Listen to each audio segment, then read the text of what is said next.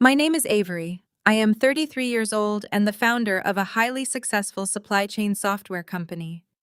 I was just about to knock on my parents' front door when I overheard them tell my brother not to stress about his massive debt because they would just have me cover it. She never refuses family, my mother said.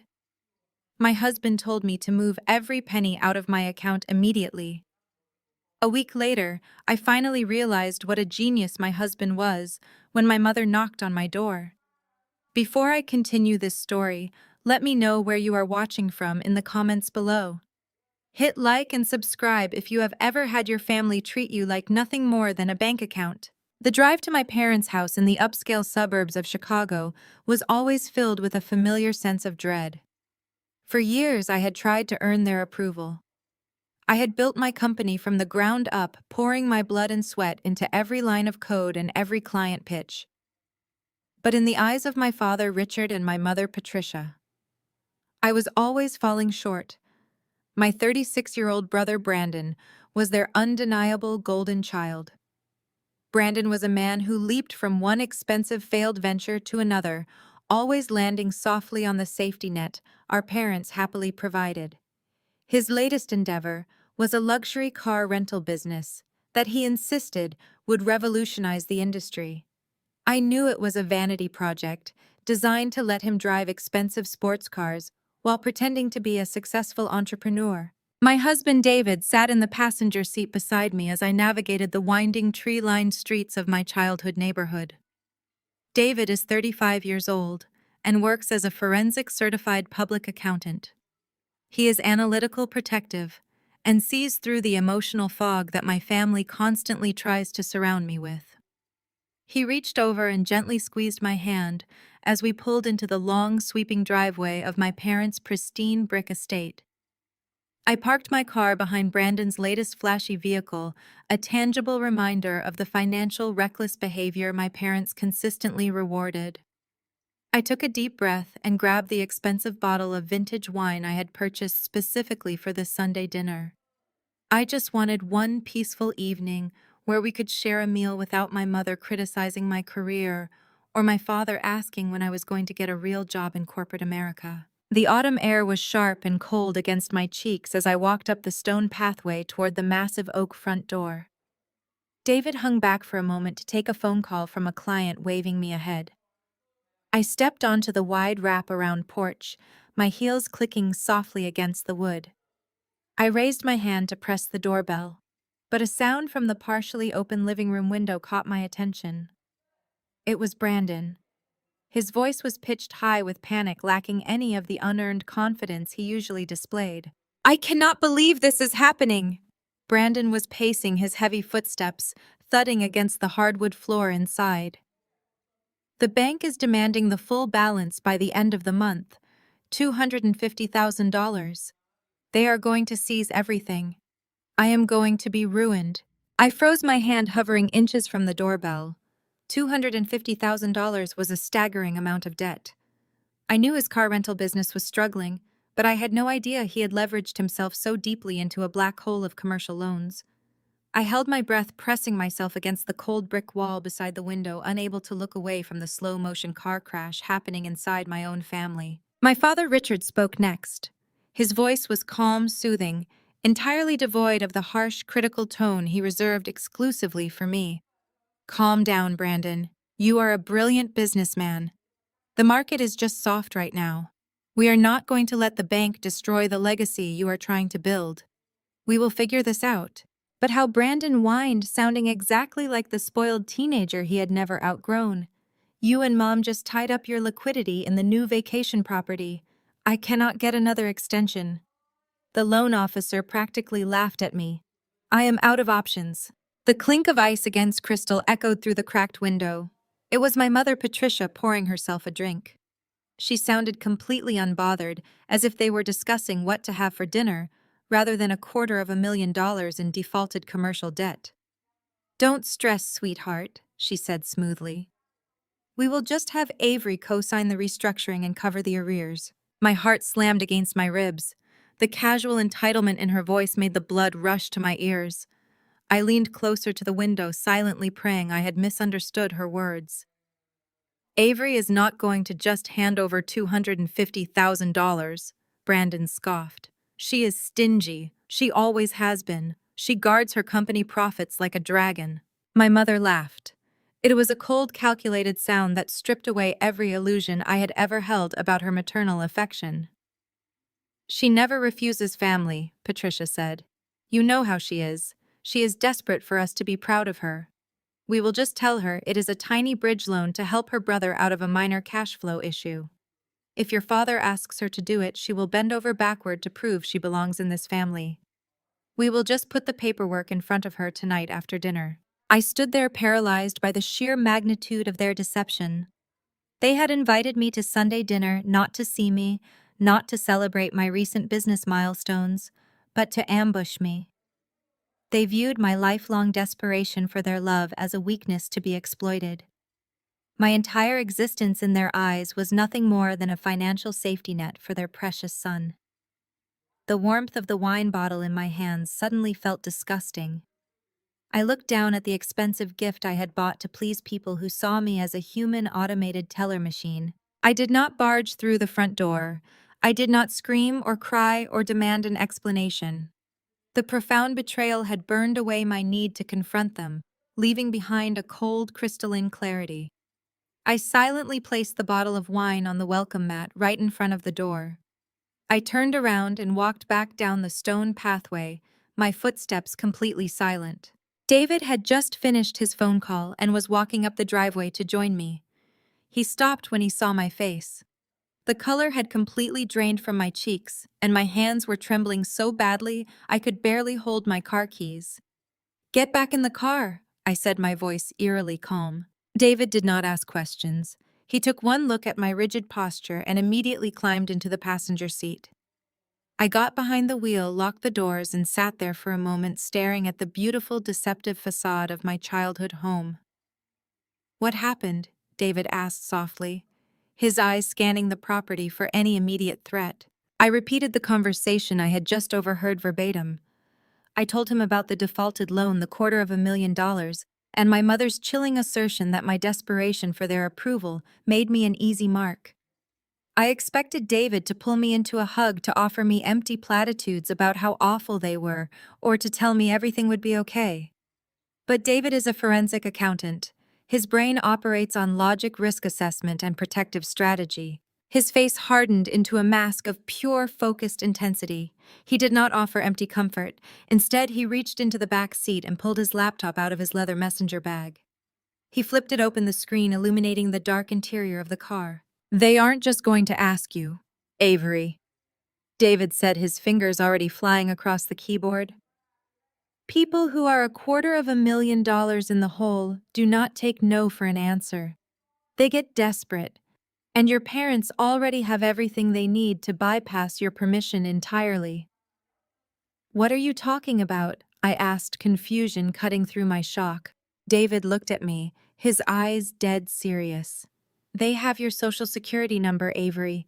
They have your mother's maiden name. They have your date of birth. They helped you file your business taxes when you first started your company in your 20s. Your father kept copies of all those documents in his home office. If Brandon needs a co-signer to save him from ruin, they will not hesitate to forge your signature on a commercial loan restructuring document." A cold chill washed over my entire body. I wanted to deny it. I wanted to say my parents would never cross the line into actual federal fraud. But remembering the cold, calculating laugh of my mother, I knew David was absolutely right. I stared at the dashboard, my mind racing through the implications. I had spent the last 7 years building a company that was currently preparing for a major acquisition deal. My personal credit and my corporate accounts were pristine. A fraudulent commercial loan defaulting on my record would not just hurt my feelings, it would completely obliterate my business, my employees, and the future David and I were building together. David saw the panic rising in my eyes and reached over to grip my shoulder. "We are not going to let them destroy you to save him," he said fiercely. "I have seen this 100 times in my line of work. Families will justify the most horrific financial crimes under the guise of protecting their own.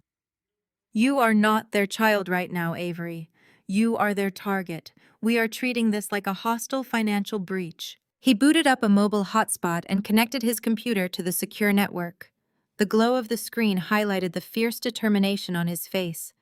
They think you are weak because you want their love. David continued, his hands moving rapidly across the trackpad. But they have absolutely no idea what you are capable of when you are pushed into a corner. We are going to lock down your credit, freeze your vulnerable accounts, and build a fortress around your assets before they even realize you left that bottle of wine on their porch. I put the car in reverse, my hands no longer trembling. The tears I thought I would cry never came. In their place was a rising tide of righteous anger. As I backed out of the driveway, leaving my family and their toxic debts behind, I knew the war had just begun.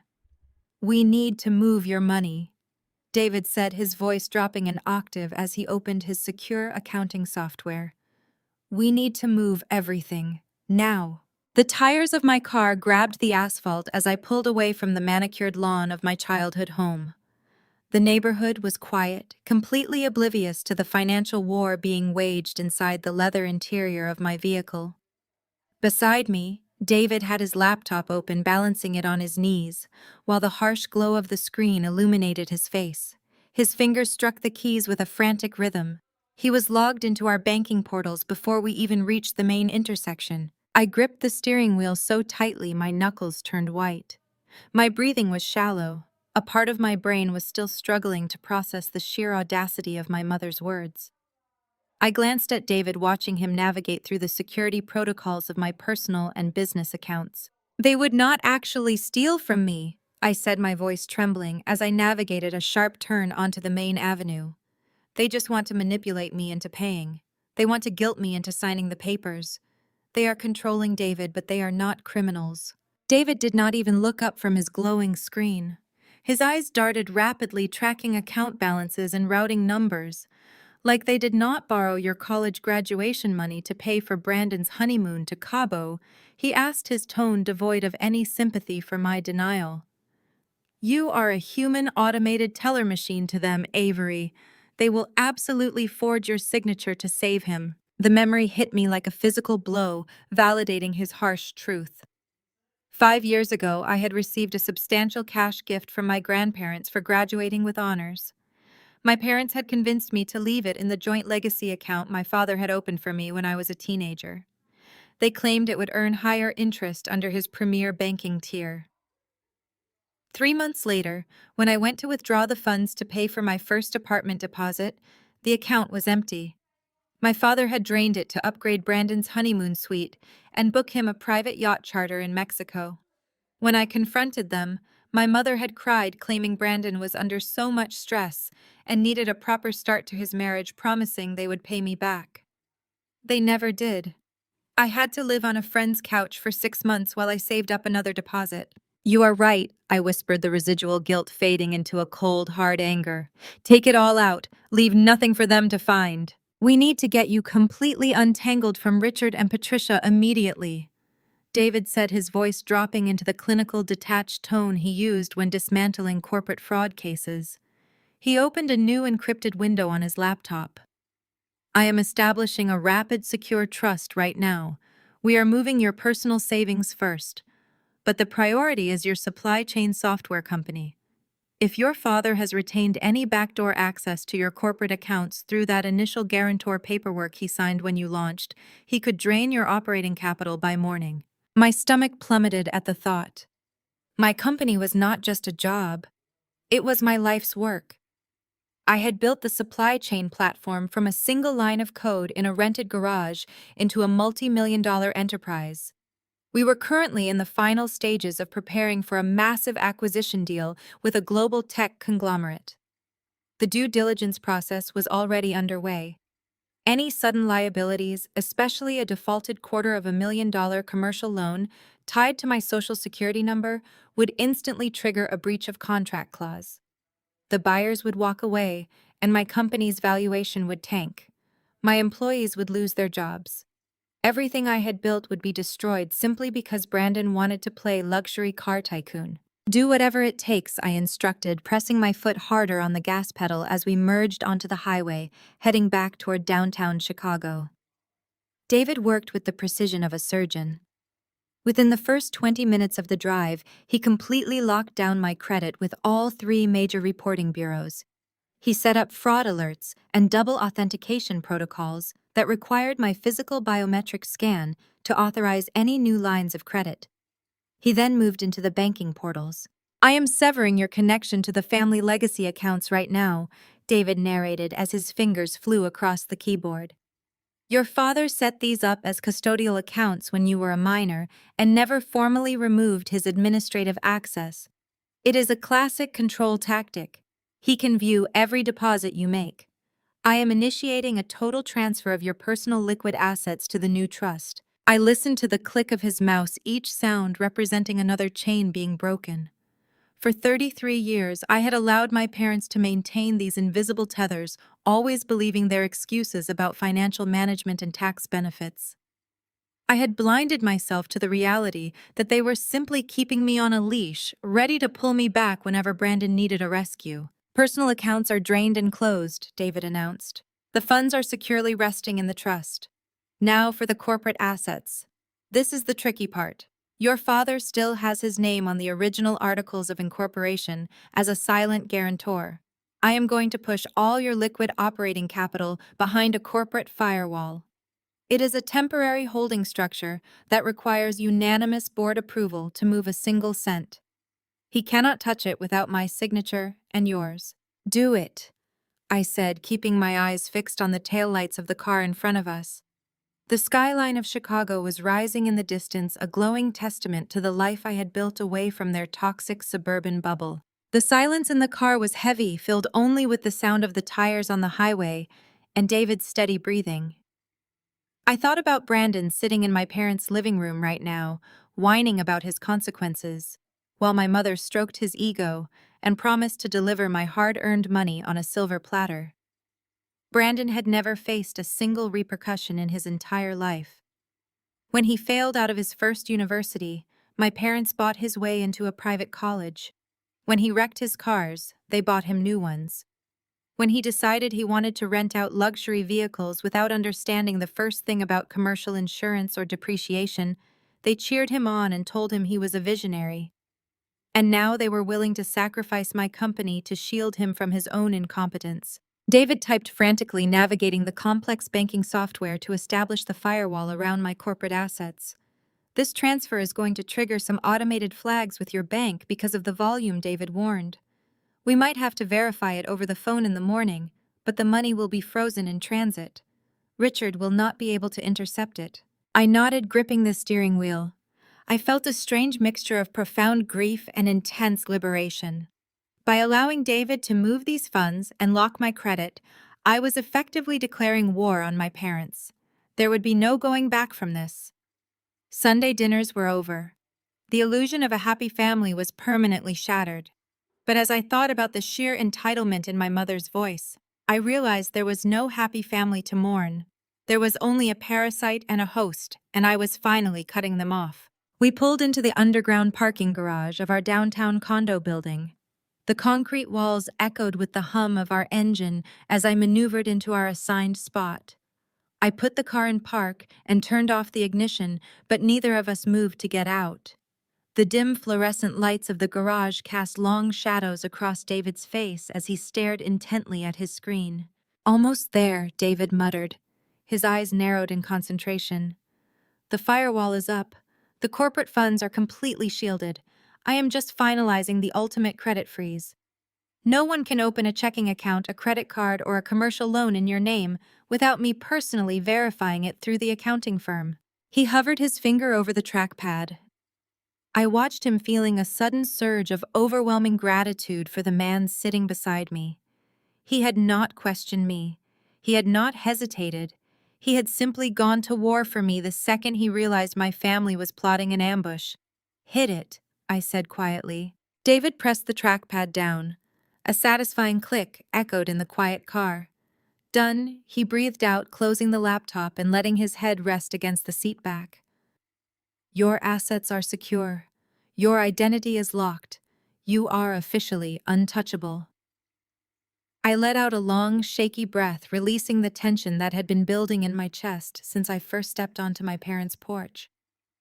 I reached over and grabbed his hand, squeezing it tight.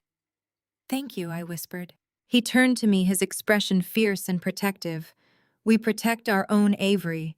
They are about to find out exactly how hard it is to manipulate a woman who no longer needs their approval." We unbuckled our seatbelts and reached for the door handles, ready to go upstairs and pour a glass of the wine I had originally bought for my parents.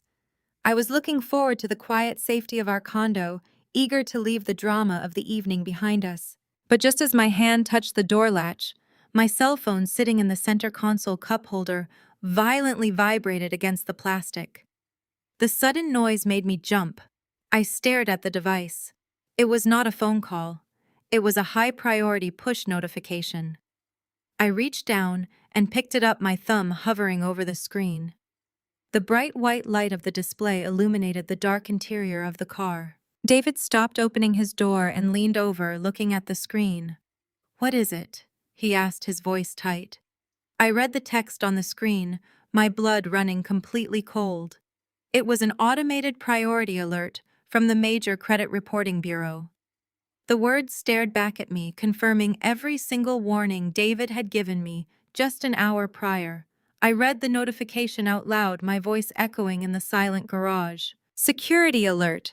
Someone just attempted to run a hard credit check on your social security number for a $250,000 commercial loan restructuring application." I swallowed hard, my eyes trailing down to the bottom of the notification where the tracking data was displayed. I looked at David, my heart pounding against my ribs like a trapped bird. IP address registered to Richard's home office. I stared at the screen of my phone. My father had just attempted to commit federal wire fraud using my social security number. David let out a low breath. The digital footprint was irrefutable proof that my family viewed me as an exploitable asset.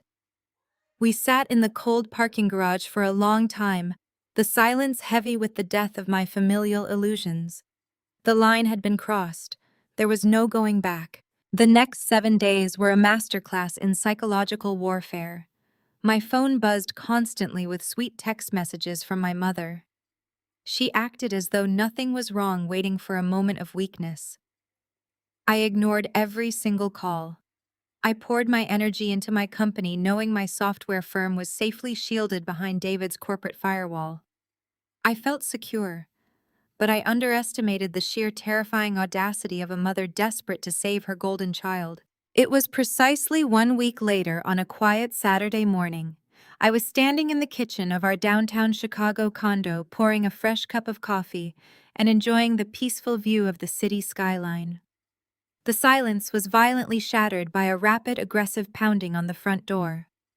"Our building has security, and visitors are required to be announced." I frowned, setting my coffee mug down on the marble island. I walked to the entryway and glanced through the peephole. My stomach tied itself into a cold knot. Patricia was standing in our hallway. She wore a pristine designer trench coat, her posture rigid with impatient fury. She must have bullied the concierge into letting her up. She pounded on the heavy wooden door again. I took a deep breath, steeling myself against the decades of conditioned obedience she had instilled in me. I unlocked the deadbolt and pulled the door open.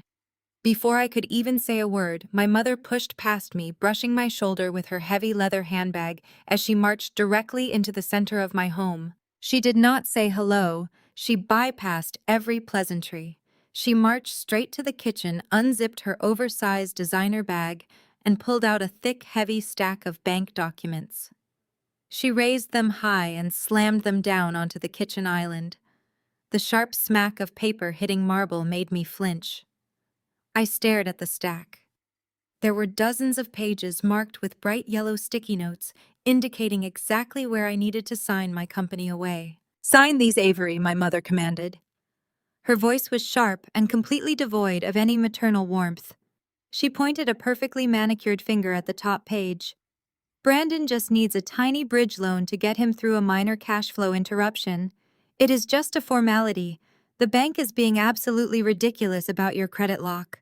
They are making us jump through unnecessary hoops, and your father is furious that you changed your security settings. We need this resolved today." I stood perfectly still. The sheer entitlement radiating from her was suffocating. She was standing in my home demanding that I assume $250,000 in toxic commercial debt, and she had the audacity to be annoyed with me for preventing their financial crime. I looked at the signature lines. They were trying to bind my highly successful supply chain software company as the primary collateral for Brandon's failed luxury car rental fantasy. I walked slowly toward the kitchen island. My mother pulled a silver pen from her purse and held it out to me, expecting me to submit to her will, just as I had done when I was a child, desperately seeking her approval. I did not take the pen. Instead, I placed my hand flat against the side of the thick stack of bank documents. With one swift, forceful motion, I pushed the entire stack off the edge of the marble counter. The heavy packet hit the hardwood floor with a loud thud, breaking open and scattering dozens of pages across the kitchen. My mother gasped, stepping back, as the papers slid over the polished wood, coming to rest around the toes of her boots. I looked her dead in the eye, my voice perfectly level, completely empty of the fear that used to control me. "I am not signing anything," I stated. "Brandon's debt is his problem." For a fraction of a second, absolute silence reigned in the kitchen. My mother stared at the scattered papers on the floor, unable to comprehend that I had just openly defied her. Then, her polite society mask completely shattered. The composed, elegant woman vanished, replaced by a vicious, snarling defender of her golden child. Her face contorted with a toxic, ugly rage, her eyes narrowing into dark slits of pure hatred. "You owe this family!" she screamed, her voice echoing off the high ceilings. The sound was so loud that I saw David step out of his office down the hall. My mother did not even notice him. She stepped toward me, jabbing her finger in the air. "If it were not for our connections, you would be nothing but a glorified secretary. You only have that company because of the doors your father opened for you. You owe us for everything you have." Her words were a desperate, pathetic lie. My parents had never opened a single door for me. When I was accepted into a prestigious computer science program, they refused to pay my tuition, claiming the funds were critically needed to bail Brandon out of a massive failed restaurant franchise he had started on a whim. I had worked exhausting double shifts at a local diner, coming home every night smelling like stale coffee and frying grease just to pay for my own education. I had built my software platform from scratch in a cramped, unheated studio apartment while Brandon was taking wealthy investors out to expensive steak dinners on my father's corporate credit card. They had never contributed a single dime, a single introduction, or even a single word of encouragement to my success. "Your brother is building a real legacy," my mother continued to scream. "He is an entrepreneur. He is creating something tangible, not just playing around with computer code in a dark room. You are selfish and greedy, Avery. You are deliberately trying to ruin his life because you have always been jealous of him. You are a heartless, antisocial hoarder who wants to see her own blood relatives homeless on the streets. You are going to sign those papers right now." I did not argue with her. I did not defend my company, my hard work, or my undeniable success. Explaining reality to a woman entirely consumed by delusion was a massive waste of my time.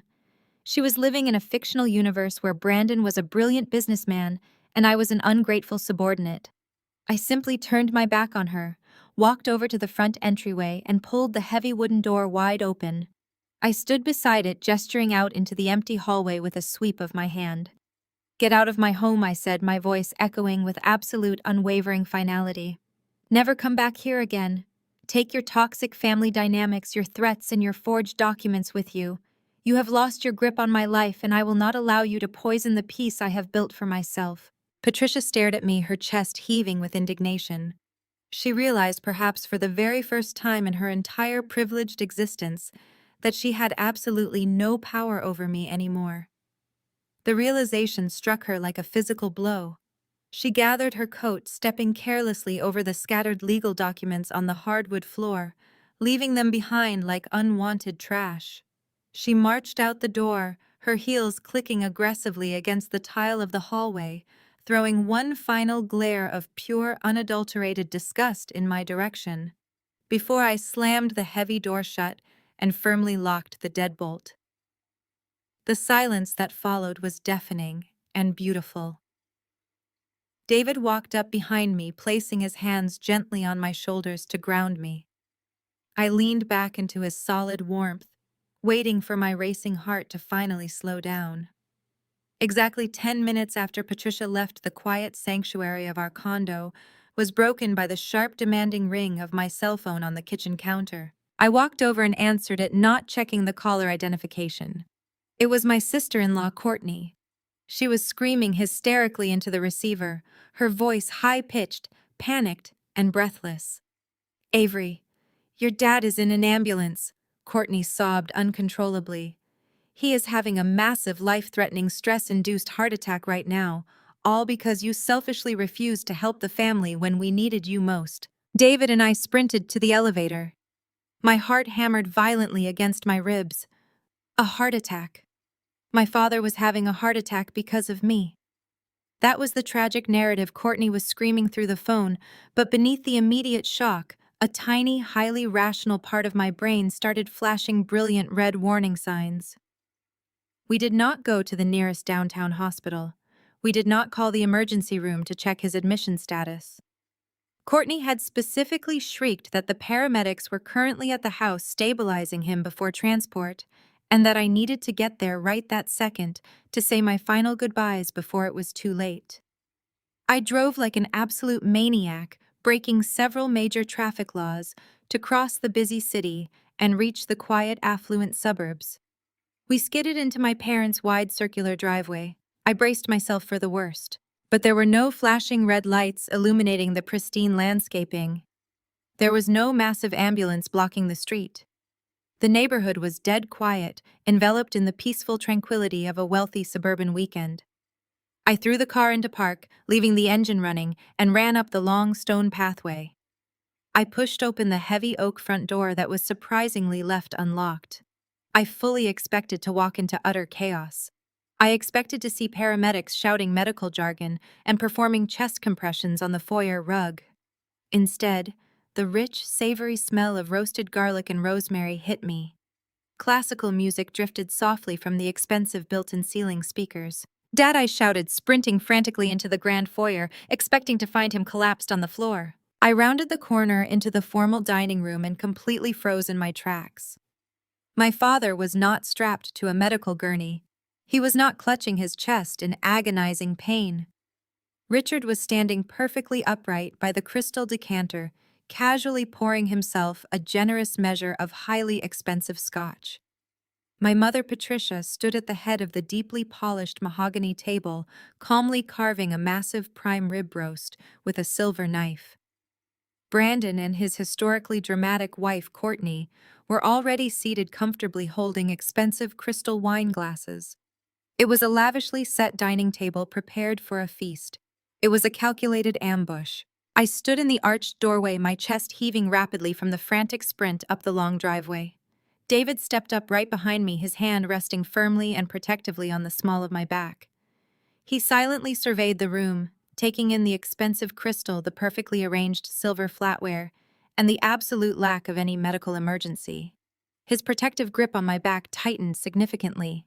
"You are fine," I whispered, staring directly at my father in utter disbelief. "You are perfectly healthy." Richard took a slow, deliberate sip of his scotch.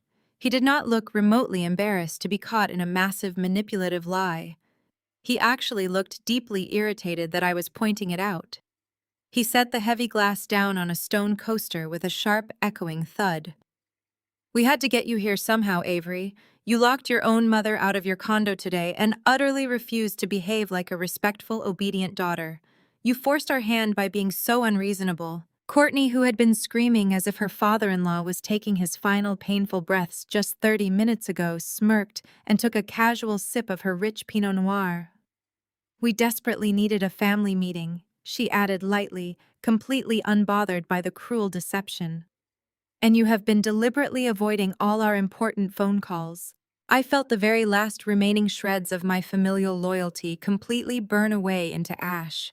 They had deliberately weaponized my basic human empathy. They had callously used the terrifying prospect of my father's imminent death just to force me into the same room with them. I turned to David, completely disgusted, ready to walk right back out the front door and never look back. But as I shifted my weight to leave, Brandon abruptly stood up from his chair and aggressively moved to block the dining room exit. Patricia set down her carving knife and stepped to the other side of the archway. They were literally physically boxing me in. "Sit down right now, Avery," my father commanded. The fragile faux heart attack act was entirely abandoned, instantly replaced by the ruthless, domineering corporate dictator persona he used to intimidate his terrified subordinates. "We have a very serious financial problem to resolve today. My personal lawyer called me this morning. He tried to process the commercial bridge loan using your corporate holding accounts as the secondary collateral, just exactly as we planned to do. But he could not get through the system.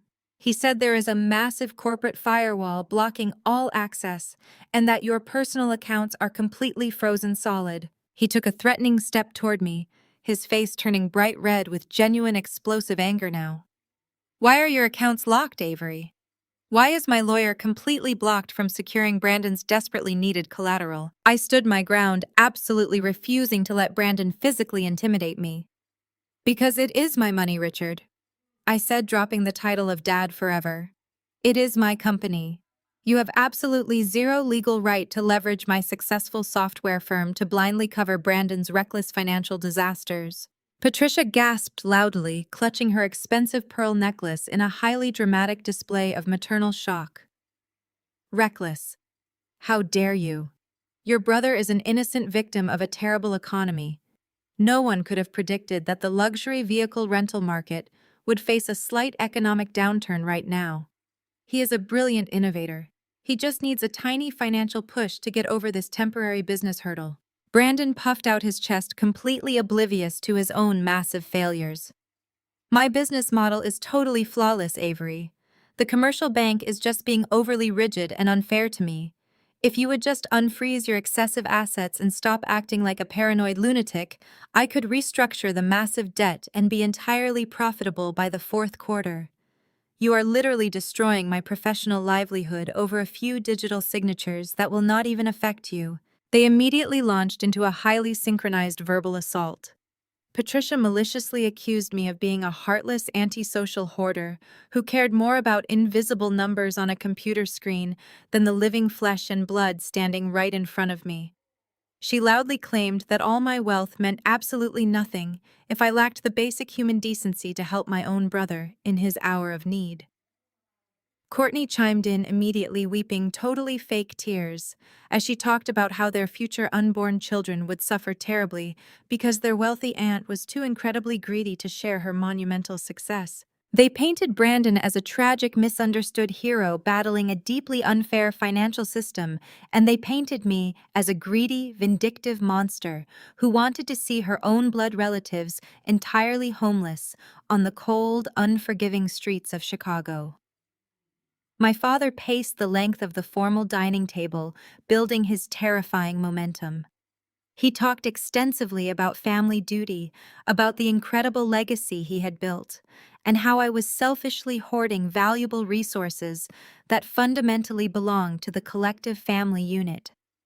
He acted as though my software company, the very one I had built while living on cheap ramen noodles and working brutal 18-hour days, was simply a convenient extension of his own personal wallet. "You have significantly more money than you could ever possibly spend, Avery," my mother scolded harshly, crossing her arms tightly over her chest. "It is completely unnatural for a young woman to hoard wealth like this while her brother suffers. If you do not help Brandon right now, you are essentially stealing the future from your own family. You are being completely unreasonable and incredibly cruel to us." The sheer, unadulterated delusion in the room was absolutely suffocating. They actually believed this twisted narrative. They genuinely believed that what was mine was automatically theirs, and what was Brandon's was his alone to ruin. They had deliberately staged an elaborate, emotionally abusive trap just to force me into total financial submission. They expected me to simply crumble under the weight of their collective disappointment and sign my entire successful life away to fund his delusions of grandeur. I stared directly at all four of them. I looked closely at the extravagant prime rib roast on the table, the incredibly expensive scotch in my father's hand, the high-end designer clothes they were all wearing while shamelessly begging me to cover $250,000 in bad debt. I completely refused to break. I absolutely refused to give them a single inch of financial or emotional ground. You deliberately faked a massive heart attack to violently trap me into a hostile financial interrogation, I asked coldly. My voice sliced through the heavy toxic tension in the dining room like a perfectly sharpened blade. I purposefully let the silence stretch out, forcing every single one of them to hear exactly how psychotic and deeply abusive their actions truly were. Richard did not even flinch at my accusation. He confidently stepped forward, closing the remaining distance between us until he was mere inches from my face. His eyes were incredibly cold, completely devoid of any lingering paternal affection or basic human empathy. He was a ruthless predator, looking directly at prey that was trying to escape his carefully laid trap. "I am your father," Richard said, his voice dropping into a very low, highly menacing growl that vibrated with absolute threat. "I will sue you for breach of familial duty. You will pay this massive debt today, or I will personally destroy your company's reputation before your multi-million-dollar acquisition deal even sees the light of day." I stared back at Richard, refusing to let him see even a flicker of intimidation. His threat to destroy my company was nothing but hot air from a man who had entirely lost control of his primary financial asset. But before I could even formulate a response to his ridiculous extortion attempt, Brandon sneered from across the heavily polished mahogany table.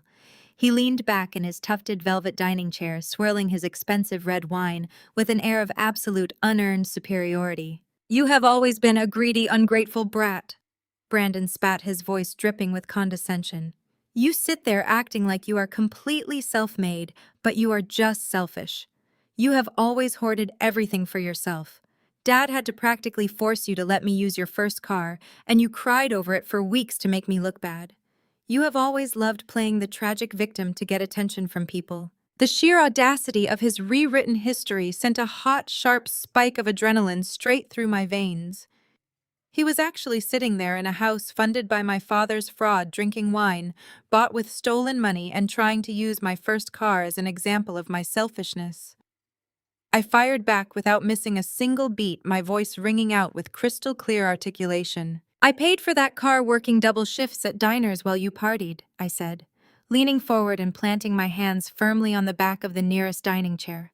I smelled like industrial bleach, stale French fries, and burnt coffee for 2 solid years, just to save up $3,000 to buy a used vehicle. You did not just borrow it, Brandon. You stole the keys off the kitchen counter while I was sleeping because you were too irresponsible to keep your own car running. And then you totaled it in a massive DUI crash that Dad paid the local police chief to bury so you wouldn't go to jail. You walked away without a single scratch on your criminal record, and I was left to take the bus to my early morning classes in the freezing snow. Brandon's smug expression instantly vanished, replaced by a dark, ugly flush of embarrassed rage. His jaw dropped open, completely stunned that I had just dragged his most protected, shameful secret out into the bright light of the dining room. Courtney gasped loudly, her hand flying to her chest as if I had just physically struck her husband.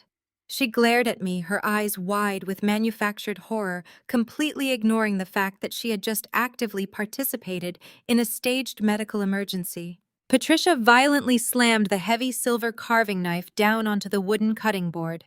The sharp metallic clang echoed sharply against the high ceilings of the formal dining room. "How dare you bring up the past?" Patricia shrieked, her face contorting with explosive anger. "Show some respect for your family right now, Avery.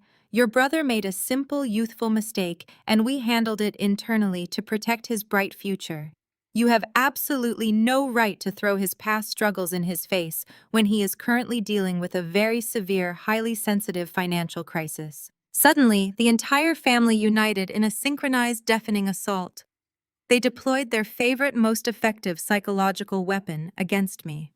Sheer, overwhelming volume, Richard raised his booming voice, shouting over me about familial duty and legacy. Patricia screamed about my absolute lack of basic human empathy and my deeply unnatural greed. Courtney began crying hysterically again, wailing about how the stress of my selfishness was going to destroy her marriage and ruin Brandon's entrepreneurial spirit. They surrounded me with a wall of intense, suffocating noise, actively trying to drown out my logic with historical family guilt. It was the exact same tactic they had used my entire life. Whenever I pointed out their hypocrisy, whenever I dared to establish a healthy boundary, they would scream and shame and guilt me until I finally broke down and gave them exactly what they wanted, just to make the emotional torment stop. They insisted loudly that Brandon's luxury lifestyle simply must be preserved at any cost.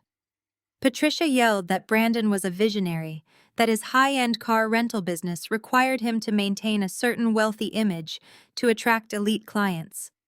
She actually had the nerve to say that forcing Brandon to downsize his life or declare bankruptcy would permanently damage his personal brand. They were demanding that the Golden Child's totally fabricated luxury lifestyle be completely funded and preserved at the direct expense of the scapegoat's relentless hard work. "You owe this family a return on our investment in your life." Richard bellowed, his face inches from mine, completely ignoring the fact that he had never invested a single dime in my software company. "We raised you. We fed you. We put a roof over your head. Your success is a direct byproduct of the stable, privileged environment we provided for you. You will unfreeze those corporate accounts right now, Avery. You will sign the commercial bridge loan papers, and you will authorize the transfer of $250,000 to the bank by Monday morning, or I promise you I will unleash a public relations nightmare on your software firm that you will never recover from. I will tell your prospective buyers that you are under federal investigation. I will tell them you are completely unstable and entirely unfit to manage a corporate merger." The chaotic shouting in the dining room reached a fever pitch. Brandon was yelling about his credit score plummeting. Courtney was sobbing loudly into a linen napkin. Patricia was demanding unconditional obedience, and Richard was openly threatening to completely sabotage a multi-million-dollar corporate acquisition out of pure, unadulterated spite. I stood perfectly still in the center of the storm, feeling the familiar toxic pressure trying to force me down to my knees. But the little girl who used to cry and beg for their affection was completely gone forever. I looked at the red, angry faces of my family members and realized they were not powerful authorities at all. They were just desperate, pathetic grifters throwing a massive temper tantrum because their favorite automated teller machine had finally changed its access code. Then something entirely unexpected happened. The heavy, oppressive tension in the dining room was suddenly sliced right down the middle by a sound that was completely out of place. It was a laugh. A loud, booming, completely genuine laugh. Everyone instantly stopped shouting. Patricia froze with her mouth hanging open. Richard spun around, his face turning an alarming shade of purple. Brandon and Courtney stared in absolute stunned silence. David, who had been standing silently by the archway, observing the entire chaotic spectacle, with the cool, detached precision of a seasoned forensic auditor, was laughing out loud. He threw his head back, letting out a rich, deep sound of pure amusement that completely neutralized their aggressive intimidation tactics. He reached up and adjusted his suit jacket, his eyes locked directly onto my father. The amusement faded from his face, instantly replaced by a hard, calculating stare that made Richard instinctively take a step back. "Sue her," David asked, his voice cutting through the ringing silence of the dining room with absolute razor-sharp clarity. He slowly shook his head, looking at my father with an expression of profound professional disgust. "You are going to sue your own daughter for a fabricated breach of duty while you are currently sitting on a mountain of digital evidence, proving you attempted to commit a major federal crime against her." Richard puffed out his chest, trying to maintain his domineering posture, but his eyes darted nervously toward Patricia. "What absolute nonsense are you talking about, David? You have absolutely no idea how family business operates. This is a private financial discussion between blood relatives, and you are completely out of line. David did not raise his voice. He did not need to. He held all the cards, and he knew exactly how to play them. Richard, you attempted to forge Avery's signature on a commercial loan last Tuesday, David stated clearly, pronouncing every single syllable with devastating precision. You logged into the primary lending portal of the commercial bank, inputted Avery's personal social security number, used her mother's maiden name to bypass the secondary security questions, and actively submitted a formal request for a $250,000 commercial restructuring loan using her software company as the primary collateral. Patricia let out a sharp gasp, her hand covering her mouth. Brandon's eyes widened in sheer panic, looking frantically at his father. Richard opened his mouth to furiously deny the accusation, to yell and scream and gaslight us into believing we were crazy, but David did not give him the chance to speak a single word. "Do not even bother trying to deny it," David said, stepping forward until he was standing shoulder to shoulder with me. We established a rapid, secure trust and locked down Avery's entire financial identity directly after we overheard you and Patricia planning your little forgery scheme on the front porch last week. The second you hit submit on that fraudulent loan application, the credit bureau flagged it as a high-priority security breach. We have the exact timestamp of the fraudulent application. We have the exact digital pathway used to access the bank portal. And most importantly, Richard, we have the precise tracking data, proving exactly where that highly illegal application originated from. David paused, letting the absolute terror of the situation fully wash over my father. He leaned in slightly, his voice dropping into a tone of absolute chilling certainty. The Internet Protocol address registered to the fraudulent hard credit check belongs exclusively to the private router in your personal home office. We have the digital footprint secured in 3 separate offline locations. You did not just ask for a favor, Richard. You committed textbook, undeniable federal wire fraud. And attempting to defraud a federally insured bank carries a federal prison sentence of up to 30 years. The blood rapidly drained from my father's face. The deep purple hue of his manufactured outrage completely vanished, replaced by a sickly chalky white that made him look suddenly very old and incredibly frail. The heavy crystal Scotch glass in his hand trembled violently. The amber liquid splashed over the thick rim, dripping onto the pristine hardwood floor, but Richard did not even notice. He opened his mouth to issue another commanding threat, to shout down the accusation with his usual booming authority, but no sound materialized. His vocal cords simply failed him. He was staring directly down the barrel of a federal prison sentence, and for the very first time in my 33 years of life, my father was entirely speechless. Patricia stood frozen at the head of the table. Her grip on the silver carving knife loosened until the heavy utensil clattered noisily against the wooden cutting board. She looked from David to Richard, her eyes wide with a sudden dawning terror. She was waiting for her husband to fix this, to bark a command that would instantly rewrite reality back in their favor, but Richard remained completely paralyzed. Courtney sank back into her velvet dining chair, pulling her expensive cardigan tightly around her shoulders, wanting absolutely no part of a federal wire fraud investigation. Brandon swallowed hard, his eyes darting frantically around the room as the undeniable weight of David's legal threat settled over the lavishly set table. I looked at the 4 of them, surrounded by their expensive possessions and their roasted meats, and I felt nothing but a profound, overwhelming sense of pity. They had built an entire empire of manipulation and lies, and David had just systematically dismantled it with a single, undeniable truth. I turned to my husband. I nodded once. We did not say another word. We simply turned our backs on the toxic illusion of my family and walked out of the formal dining room. We moved swiftly through the grand foyer, leaving the suffocating smell of garlic and expensive scotch behind us. We stepped out the heavy oak front door and into the crisp, cool afternoon air. I took a deep, grounding breath as we walked down the long stone pathway toward where we had left the car running in the circular driveway. The cold air hit my face, and for a fleeting, beautiful moment I felt entirely free. The heavy chains of my childhood were finally broken. We were halfway down the driveway, the loose gravel crunching loudly under our shoes, when the violent slam of the front door shattered the quiet suburban peace. The heavy wood slammed forcefully against the brick exterior of the house, bouncing back on its hinges. I turned around. Brandon was sprinting down the stone pathway. His face was flushed a manic, blotchy red, and his chest heaved with erratic, frantic breaths. He was practically vibrating with a desperate, unhinged rage. He could not accept losing. His entire identity was built on always winning, always being rescued, always being the golden child who got exactly what he wanted. "You think you are so incredibly smart!" Brandon screamed, his voice cracking loudly in the crisp air. "You think you have won because your little accountant locked up your personal money. You think you are completely untouchable now." He stopped a few feet away from us, his hands balled into tight fists at his sides.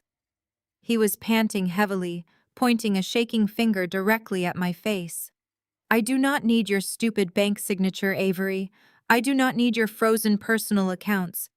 I already found a private equity lender anyway." I stared at him, refusing to engage with his unhinged tantrum. A private equity lender was an absolute death sentence for a failing business like his. Traditional commercial banks offered structured loans with reasonable terms, but predatory private equity firms offered immediate cash in exchange for total absolute leverage. If Brandon had gone to secondary lenders, he was truly desperate. I turned back toward the passenger door of David's car, wanting nothing more than to drive back to the city and forget these people existed. But Brandon's next words stopped me dead in my tracks. "You should really read the fine print on your corporate lease agreement, sis," Brandon sneered. His voice was no longer frantic. It dripped with a sickly, triumphant venom that made the hair on the back of my neck stand up. I froze, my hand hovering just inches from the car door handle. I turned back around. David immediately stepped closer to me, his posture stiffening defensively. "What exactly are you talking about?" I demanded, my voice completely flat and devoid of emotion. Brandon crossed his arms over his chest, a grotesque, arrogant smirk spreading across his flushed face. "5 years ago, when you leased that massive downtown office space for your little software startup, the commercial landlord required a guarantor. Your company had no actual credit history yet, so Dad signed as your silent guarantor to secure the physical space." I remembered the paperwork perfectly. I had needed his signature just to get the keys, but I had personally paid every single month of rent. 2 years ago, when my software platform exploded in valuation, I had bought the building outright through my corporate entity. I had assumed the guarantor paperwork was entirely obsolete. Dad did not just guarantee the initial lease, Brandon continued, thoroughly enjoying every single second of his perceived victory. He retained a hidden legal clause that his high-priced corporate lawyers slipped into the original paperwork. A transfer of equity leverage clause. It meant that until the original guarantor paperwork was officially nullified by a distinct secondary legal process, Dad retained partial administrative authority over the physical assets housed within that commercial property. And yesterday morning, right after you locked your personal accounts, Dad legally transferred that administrative equity leverage directly to me. My mind raced frantically, trying to decipher the complex legal jargon Brandon was spewing. He was a failed luxury car renter, not a corporate attorney. Richard had orchestrated this. Richard had fed him this exact legal strategy as a contingency plan in case the wire fraud failed. Brandon took a step closer, his eyes gleaming with malicious delight. "I used your corporate headquarters as collateral, Avery. I pledged the physical building, all the hardware inside it, and the operational stability of your entire company to Vanguard Capital." David sharply exhaled beside me. I felt the blood completely drain from my face. Vanguard Capital was notoriously ruthless. They were a predatory private equity firm known throughout the corporate world for dismantling vulnerable companies, stripping them down to their bare components, and liquidating their physical assets for a massive quick profit. They did not negotiate. They did not extend deadlines. They simply took what they were legally owed and destroyed whoever stood in their way. Brandon saw the sudden, terrifying realization hit my face, and his smirk widened into a full-blown grin. That is right, Brandon taunted, leaning back confidently on his heels. Vanguard gave me a $250,000 cash advance against the physical assets of your corporate headquarters. They hold the lien on the building. They hold the lien on the servers. A cold wave of absolute panic crashed over me. My physical servers held every single line of proprietary code my company owned. If Vanguard seized the physical hardware, my operational capacity would instantly flatline. My upcoming multi-million-dollar acquisition deal would completely evaporate the second the corporate buyers realized I no longer had physical control over my own digital infrastructure. The breach of contract clauses would trigger immediately. Vanguard would lock down my business, liquidate my physical assets, and sell my software platform for pennies on the dollar just to cover Brandon's reckless debt. Everything I had built with my own two hands, the company that employed dozens of people who relied on me, would be utterly destroyed, simply because my father had hidden a trapdoor in a 5-year-old contract. Brandon turned back toward the house, walking slowly backward up the stone path. He spread his arms wide in a theatrical gesture of absolute arrogant victory. He stopped on the front porch, standing right next to the heavy oak door. If I do not pay Vanguard by Friday, they seize your building, your servers, and your entire software company goes into receivership, Brandon called out, his voice echoing loudly across the quiet suburban lawn. Check your lease agreement, sis. Better unfreeze those accounts. He threw me a final mocking wave, stepped inside the house, and slammed the front door completely shut. The drive back to downtown Chicago was a blur of neon streetlights and wet asphalt. Neither David nor I spoke a single word until we were safely inside the heavily soundproofed walls of his home office.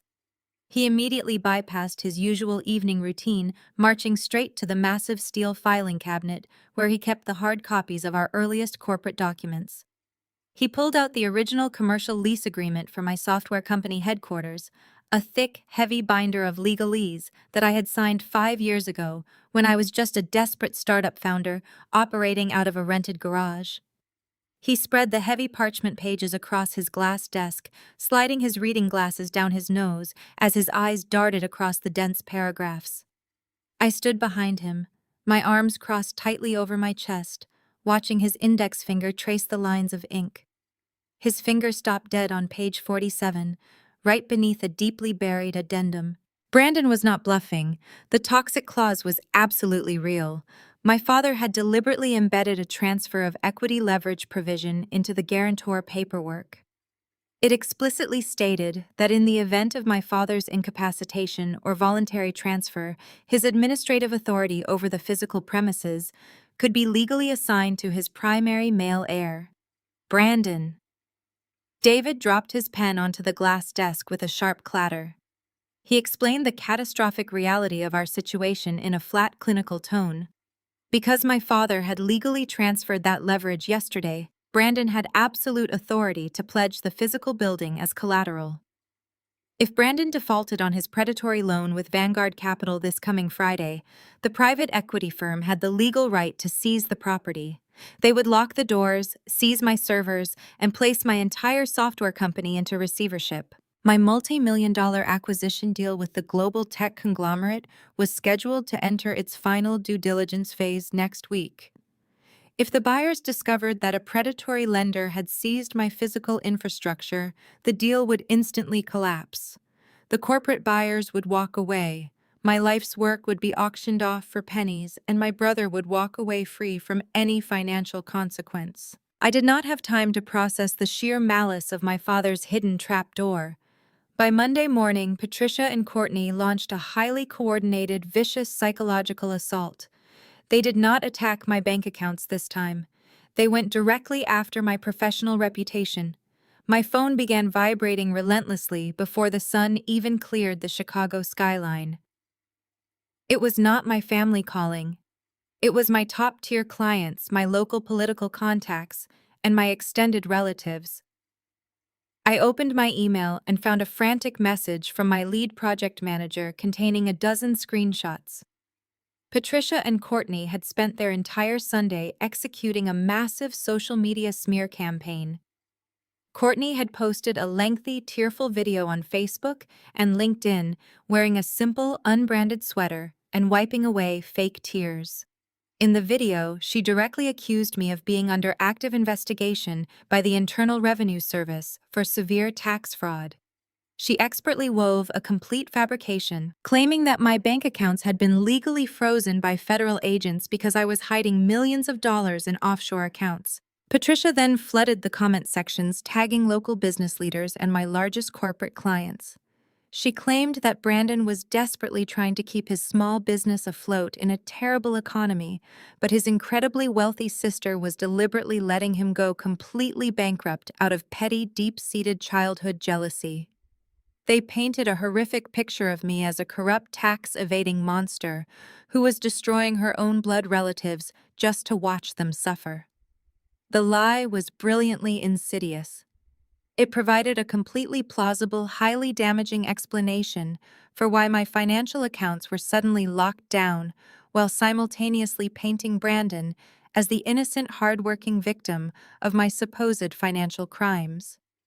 Within hours, the rumors were spreading like wildfire through my professional network. Two of my oldest clients requested emergency meetings to discuss the stability of my software platform. My corporate attorney forwarded me an inquiry from a local city councilman who had originally sponsored my company for a regional tech grant. Patricia and Courtney were actively trying to burn my life to the ground. They wanted me so entirely isolated, so professionally ruined, and so deeply humiliated that I would have absolutely no choice but to surrender my company to save my reputation. I sat at my kitchen island staring at the endless stream of toxic notifications flooding my screen. 5 years ago, this level of public humiliation would have broken me. I would have posted a frantic defensive statement on Facebook. I would have called my mother in tears, begging her to take the posts down. I would have scrambled to explain myself to every single person who questioned my integrity.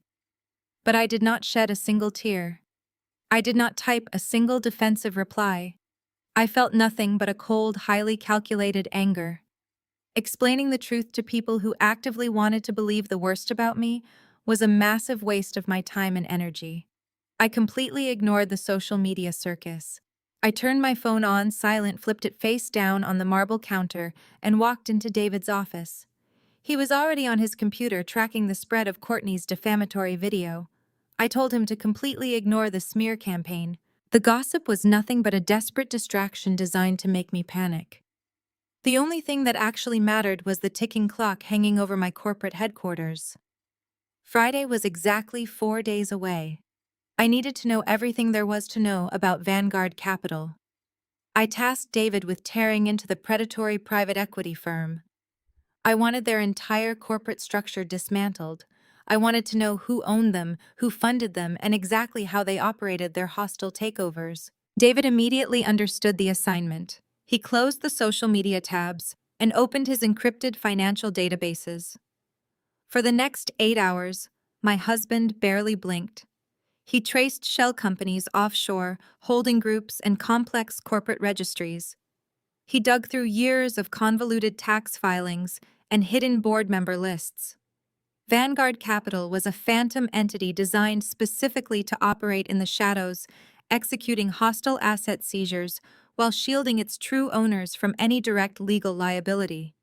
They functioned as a corporate hit squad, swooping in to devour distressed assets and liquidating them before the original owners could even file an injunction. But David was a forensic auditor who lived for dismantling financial illusions, and he began to connect the invisible dots linking Vanguard's aggressive lending practices to much larger corporate entities. He worked relentlessly, building a digital map of wire transfers and corporate officers that spanned across 3 different continents. By late Monday evening, the city outside our window had gone completely dark. The only light in the office came from the harsh, bright glow of David's multiple computer monitors. I was sitting on the leather sofa reviewing contingency plans for relocating my servers and establishing emergency backup protocols when David suddenly let out a sharp, breathless laugh. It was the exact same laugh he had used in my parents' dining room when he realized my father had committed wire fraud. I immediately stood up and walked over to his desk. He was staring at a complex, deeply buried corporate ownership tree that mapped the exact flow of Vanguard Capital's funding. David pointed his pen at the very top of the ownership hierarchy.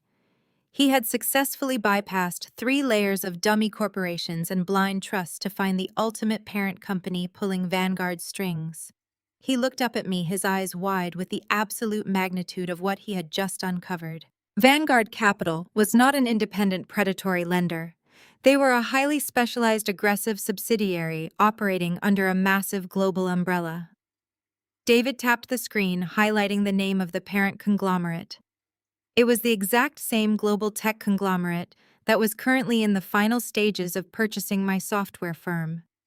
The very people who were about to sign a multi-million-dollar exclusive integration contract with me were the exact same people who owned the debt on Brandon's loan. My brother had unknowingly pledged my corporate headquarters to the very empire I was about to join. He had walked right into the jaws of the beast that was preparing to make me exceptionally wealthy. David leaned back in his chair, a slow, incredibly dangerous smile spreading across his face as he looked at the intricate web of corporate ownership. "Brandon thought he was trapping you," David said quietly, his voice thrumming with intense anticipation. "But he just handed you the ultimate leverage." Tuesday morning, I was no longer playing defense. I bypassed my brother, ignored my father, and completely shut out the hysterical social media circus my mother and sister-in-law were desperately trying to orchestrate. They were playing checkers in the mud, throwing tantrums on public forums, and gossiping with local politicians. I was playing three-dimensional chess with the corporate titans who actually owned the board. I picked up my phone and dialed the direct private line of the executive vice president of acquisitions at the global tech conglomerate that was poised to purchase my software company. I did not ask for a favor. I did not apologize for the sudden complication. I spoke with the icy, unyielding authority of a founder who knew the exact value of her proprietary code. I informed the vice president that a rogue predatory subsidiary operating under his corporate umbrella was currently threatening the physical infrastructure of my company.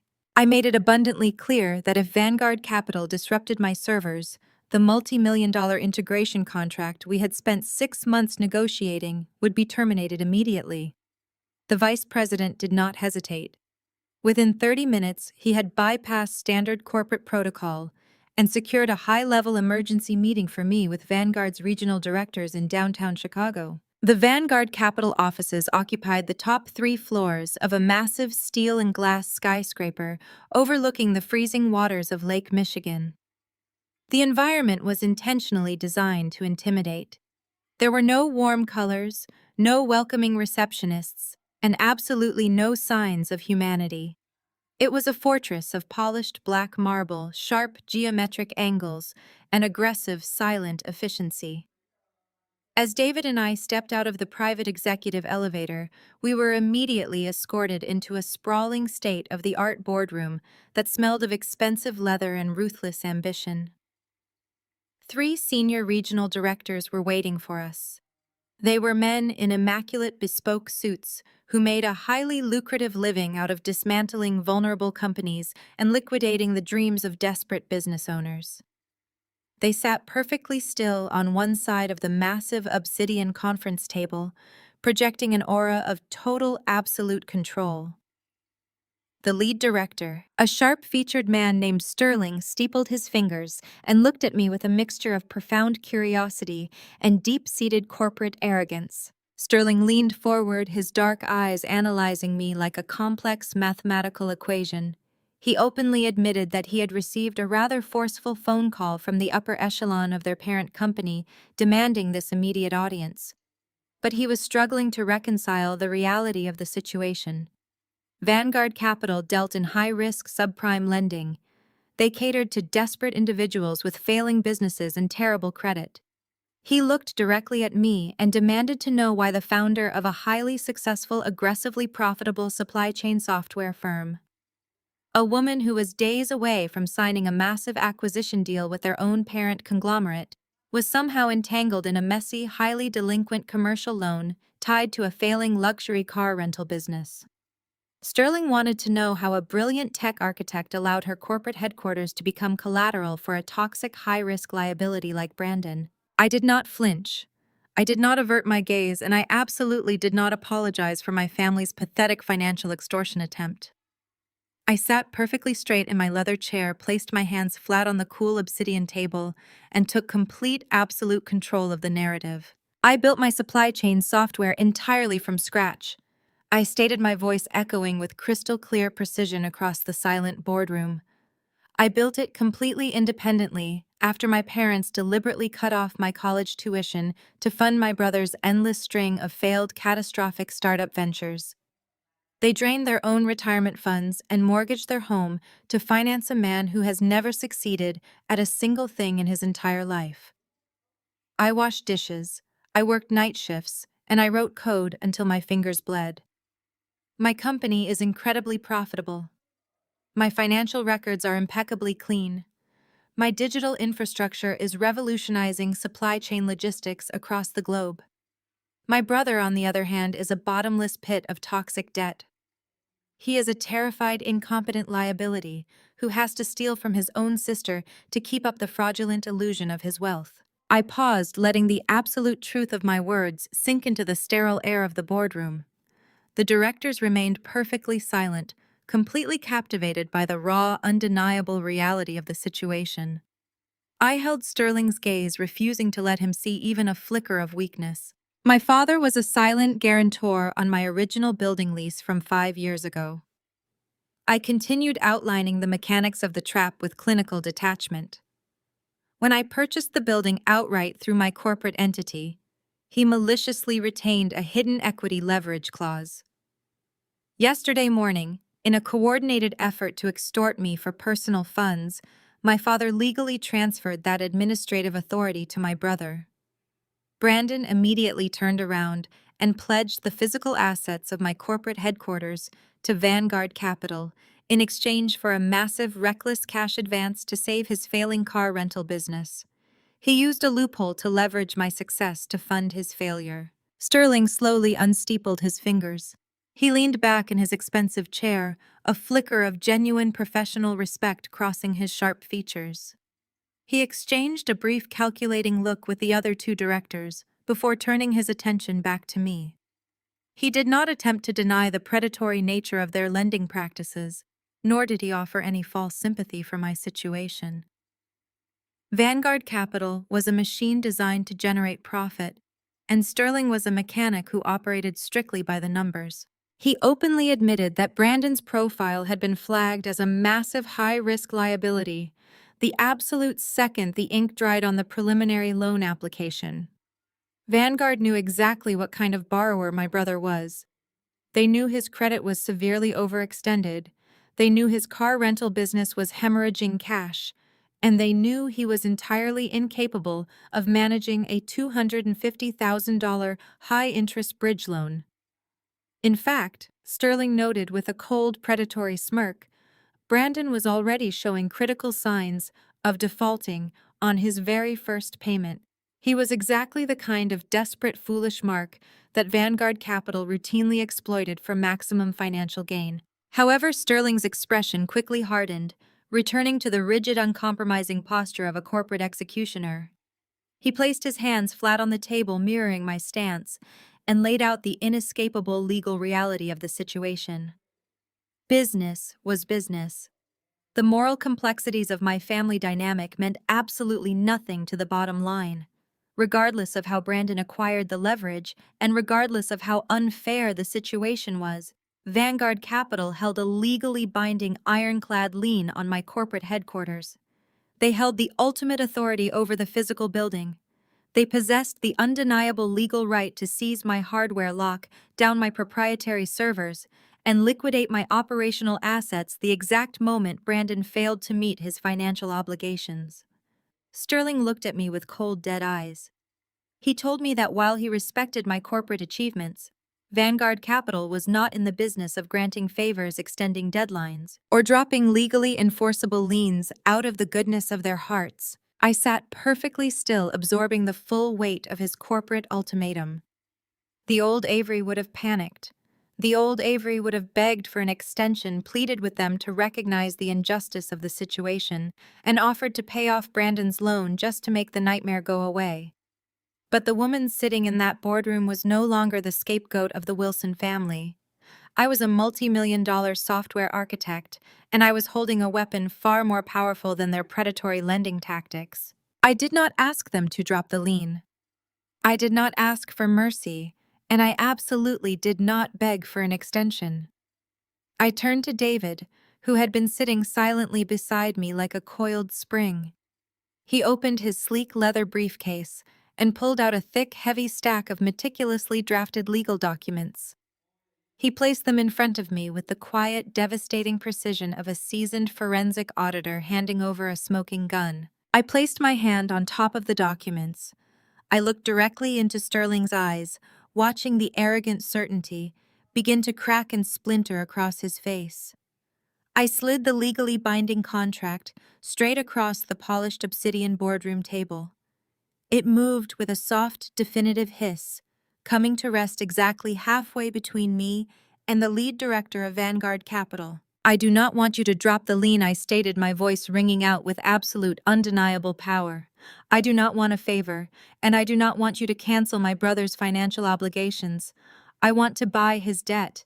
I want to buy the entire loan, the lien on my building, and every single ounce of leverage you currently hold over his failing business. And I'm going to buy it from you today, in cash." Sterling stared at the thick stack of papers I had just forcefully pushed across the dark glass. For a fraction of a second, the polished, impenetrable mask of the Vanguard Regional Director slipped, revealing a flash of genuine, unadulterated shock. He reached out with perfectly manicured fingers and pulled the heavy contract toward him. The other two directors immediately leaned in, their eyes darting rapidly over the boldly printed terms on the very first page.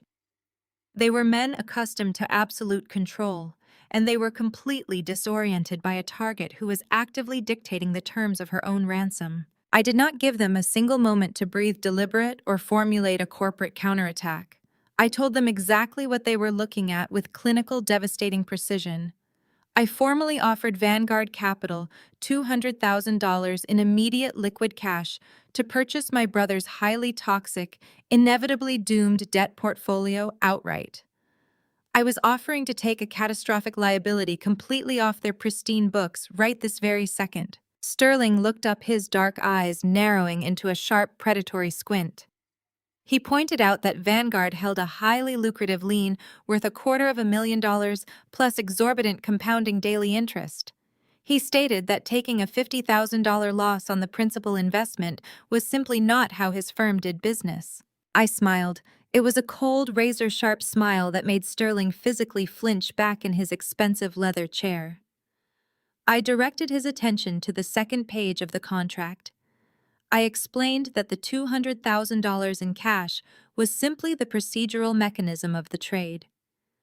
The actual currency I was bringing to the table was the exclusive software licensing rights that Vanguard's parent company had been desperately trying to secure for the last 6 brutal months of corporate negotiations. I reminded the three directors that my supply chain software was aggressively projected to save their parent conglomerate over $40 million in operational inefficiencies in the first fiscal quarter alone. The global executives were absolutely begging for exclusivity. I leaned forward, resting my forearms on the obsidian table. If Vanguard chose to play hardball over my brother's pathetic delinquent car rental loan, if they dared to disrupt my physical servers and jeopardize the stability of my company for even a single hour, I would completely cancel the global acquisition. I would walk away from the massive parent company, and I would immediately license my proprietary software to their biggest international competitor. I was offering them a remarkably simple choice. They could attempt to explain to their ruthless global chief executive officer why they cost the entire conglomerate a multi-million-dollar technological advantage over a petty $50,000 shortfall on a terrible car loan. Or they could sign my contract, secure the exclusive software rights, and be celebrated as absolute heroes to their corporate overlords. The silence in the sprawling boardroom was absolute. Sterling looked at the contract, then looked to his left, and then to his right. His colleagues did not need to deliberate or excuse themselves to a private room. They were corporate sharks, and they recognized a complete financial bloodbath when they saw one. Sterling reached out and pressed a silver button on his desk console. Within 2 minutes, a team of Vanguard corporate attorneys flooded into the boardroom. The atmosphere shifted instantly from hostile intimidation to a frantic high-stakes transaction. David took complete and total command of the room. He operated with a terrifying, meticulous efficiency that left the Vanguard lawyers scrambling to keep pace. He reviewed every single clause, every subparagraph, and every hidden addendum of the debt transfer documents. He demanded original hard copies, encrypted digital backups, and notarized ink signatures from all 3 regional directors. The Vanguard legal team printed fresh contracts, stamped official corporate seals, and initiated the highly secure financial portals required for the transaction. I opened my secure banking application and authorized the release of $200,000 from my private business holding account. I watched the digital progress bar on the massive wall monitor as the funds cleared the Federal Reserve network and landed directly in Vanguard Capital's primary ledger. The moment the wire transfer was officially verified by their accounting department, Sterling handed me a heavy dark blue folder. It contained the original promissory note Brandon had signed in desperation. It contained the archaic equity leverage clause my father had maliciously weaponized against me, and it contained the official legally binding transfer of ownership. Vanguard Capital was completely and permanently removed from the equation. My private limited liability company was now the sole undisputed legal owner of Brandon's entire debt portfolio. I owned the lien on my own corporate headquarters. I owned every single ounce of financial leverage over my brother's failing luxury car rental business. He was legally entirely bound to me. I stood up, smoothed the front of my blazer, and took the dark blue folder from the glass table. I did not thank them for their time. I did not offer to shake their hands. David snapped his leather briefcase shut with a loud, definitive click that echoed sharply against the black marble walls. We turned and walked out of the boardroom, leaving the Vanguard directors staring after us in stunned, reverent silence. We rode the private executive elevator down 70 floors without exchanging a single word. The heavy brass doors slid smoothly open to the ground floor lobby. We pushed our way through the revolving glass doors and stepped out into the freezing, chaotic streets of downtown Chicago. The frigid winter wind whipped my hair aggressively across my face, but I felt a burning, undeniable heat radiating through my veins. I had walked straight into the belly of the corporate beast, and I had walked out holding the leash. We moved quickly toward the underground parking garage where David had left our vehicle. I was mentally calculating exactly how I was going to serve Brandon with his newly acquired collection notice when David suddenly stopped dead in his tracks. We were standing in the middle of a busy pedestrian walkway, surrounded by rushing commuters in heavy wool coats and thick scarves. David was staring down at the screen of his encrypted smartphone. The color had completely vanished from his face, leaving him looking sickly and pale under the harsh glow of the streetlights. He had set up a highly complex web of digital tripwires across my entire financial identity, the exact moment we realized my parents were willing to commit federal wire fraud. Now one of those deeply buried system alarms was blaring silently on his screen. He looked up at me, his eyes wide with a mixture of absolute disbelief and raw, unfiltered outrage. He grabbed my arm firmly and pulled me out of the frantic flow of foot traffic pressing us against the cold stone facade of a nearby high-rise building. David held the screen up so I could clearly see the flashing red text of the high-priority security alert. He explained that my father had just initiated another massive, highly illegal financial maneuver. Richard was terrified that Brandon would default on his very first payment to Vanguard Capital.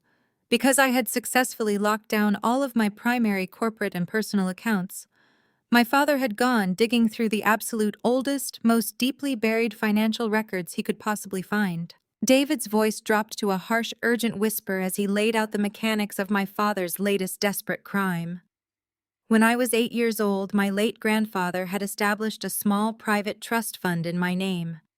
It was specifically meant to cover future educational expenses, But I had completely forgotten about its existence after my parents cut me off, and I paid my own way through college working double shifts at local diners. The account had sat entirely dormant, collecting minimal interest for over 2 decades. My father, functioning as the original executor of that long-forgotten childhood trust, had just bypassed the archaic banking security protocols. He had initiated a hostile, unauthorized wire transfer, moving exactly $50,000 in liquid cash straight out of my childhood trust fund. He did not move the money into his own personal account. He had wired the $50,000 directly into the automated payment portal for Vanguard Capital. Richard was actively stealing from my childhood savings to cover the first massive installment of Brandon's predatory car rental debt. He was throwing stolen money into the void to protect his golden child from the devastating consequences of his own disastrous financial choices. David stared at me, his chest heaving with angry breaths, waiting for the inevitable explosion of grief and betrayal. He gripped his phone tightly, his thumb hovering over the keypad, entirely ready to call the federal authorities and have my father arrested for theft and wire fraud on the spot. Avery, your dad just initiated a hostile, unauthorized wire transfer, David said, his voice trembling with sheer indignation. He moved $50,000 from an old dormant childhood trust fund in your name directly to Vanguard to cover Brandon's first installment. He doesn't know you just bought the debt. I looked at the flashing red alert on David's encrypted phone. I thought about the vicious, fabricated social media smear campaign Courtney and Patricia had launched that morning to destroy my professional reputation. I thought about Brandon's arrogant, victorious smirk on the front porch as he bragged about leveraging my life's work. I thought about the sheer, unadulterated malice required for a father to steal his daughter's childhood savings to protect a son who had never earned a single thing in his entire life. My father had absolutely no idea that Vanguard Capital no longer owned the loan. He was blindly wiring stolen money to a private equity firm that had already sold the entire portfolio. He did not know that his daughter had just bought the debt. He did not know that the $50,000 he just stole from my childhood trust was currently being routed by Vanguard's automated systems directly into the holding accounts of my own private company. I did not cry. I did not scream in frustration. I felt a slow, dark, incredibly dangerous smile stretch across my face. The chaotic pieces of my family's manipulation were no longer just falling into place. The board was completely, permanently locked, and I controlled every single piece in play.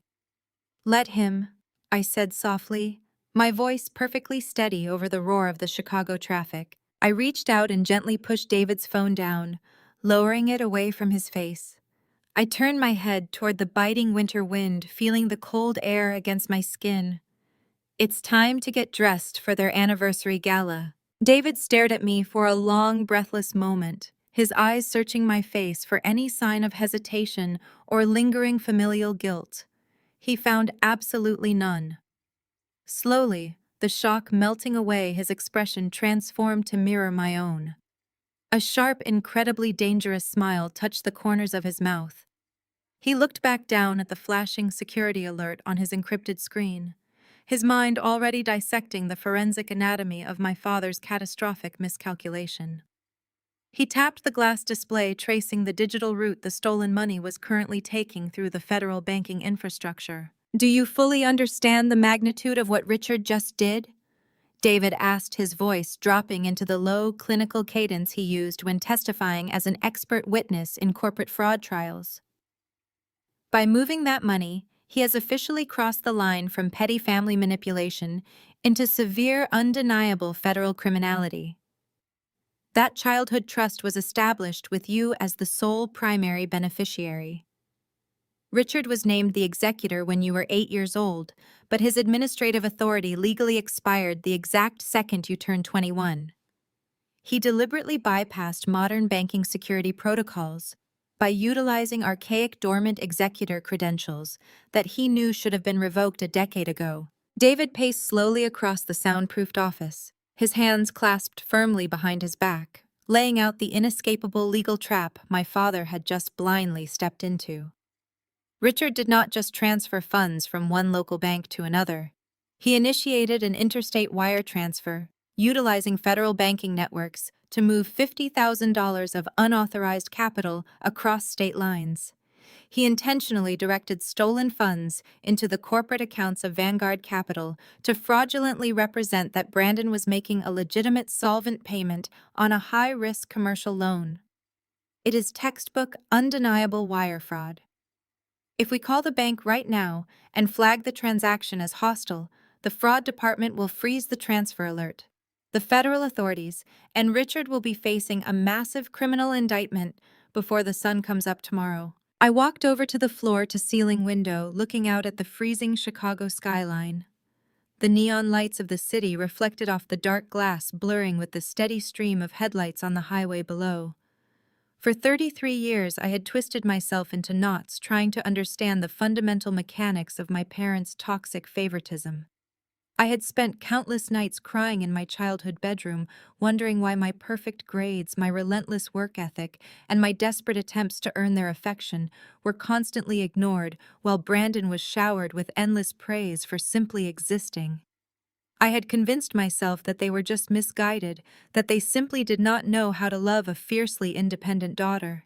But watching the digital confirmation of my father actively stealing my childhood savings completely shattered that naive illusion forever. My parents were not misguided. They were entirely consumed by a manic, delusional obsession with protecting the golden child's fabricated image of success. They viewed Brandon as an extension of their own fragile egos, and they viewed me as nothing more than an automated financial resource waiting to be harvested. They were so utterly desperate to uphold the suburban facade of Brandon's business acumen that they were willing to commit textbook federal crimes against their own daughter just to keep his sinking ship afloat for one more week. "Do not call the bank," I said, my voice ringing out with absolute chilling certainty. "Do not flag the transaction and do not put a hold on the wire transfer. Let the money clear the Federal Reserve. Let it land directly in Vanguard's processing portal." David stopped pacing. He looked at me with profound, soaring respect. He knew exactly what I was doing.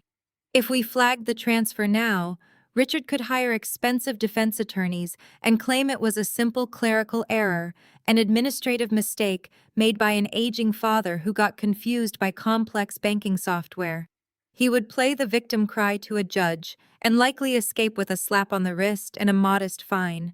But if the money officially cleared, if the $50,000 was fully processed and deposited to cover Brandon's debt, the crime was completed. The digital ink would dry. There would be no walking it back, no claiming ignorance, and no hiding behind expensive lawyers. "I want him to believe he got away with it," I told David, turning away from the window to face my husband. "I want Richard to walk into his anniversary gala tonight, believing he is a criminal mastermind who successfully outsmarted us. I want him to stand in front of his wealthy friends and toast to his own brilliance, completely unaware that he just handed me the shovel he used to dig his own legal grave. Because he does not know that Vanguard sold the portfolio. He does not know that his stolen $50,000 is currently being automatically rerouted by Vanguard's clearinghouse straight into the holding accounts of my own private limited liability company. He just paid me $50,000 of my own stolen money to cover a debt that I now own." We did not waste another second discussing my family's impending ruin. We moved through our penthouse with ruthless, synchronized efficiency. Tonight was my parents' 35th wedding anniversary gala. Patricia had spent the last 8 months orchestrating the lavish, over-the-top event. She had rented out the grand ballroom of the most exclusive, fiercely guarded country club in the Chicago suburbs. She had invited over 200 guests, an expansive roster of local politicians, elite business associates, country club socialites, and every single member of our extended family. It was the exact same audience she and Courtney had spent the entire morning actively poisoning against me with their vicious, fabricated social media smear campaign. They expected me to hide in my apartment, too humiliated and broken by the false allegations of tax fraud to show my face in polite society. They expected a surrender, I walked into my expansive walk-in closet and bypassed the understated conservative dresses my mother had always pressured me to wear. Tonight was not a night for blending into the background. Tonight was a night for absolute undeniable warfare. I reached for an immaculate floor-length emerald green evening gown. It was a masterpiece of structured silk and sharp architectural lines that commanded immediate authority. I slipped the heavy fabric over my shoulders, feeling the cool silk settle flawlessly against my skin. I clasped a delicate, brilliant cut diamond necklace around my throat, a piece I had bought for myself the day my software company hit its first $10 million valuation. I pinned my hair back in a sleek, unforgiving style, applied a sharp stroke of crimson lipstick, and stepped into a pair of towering black stilettos.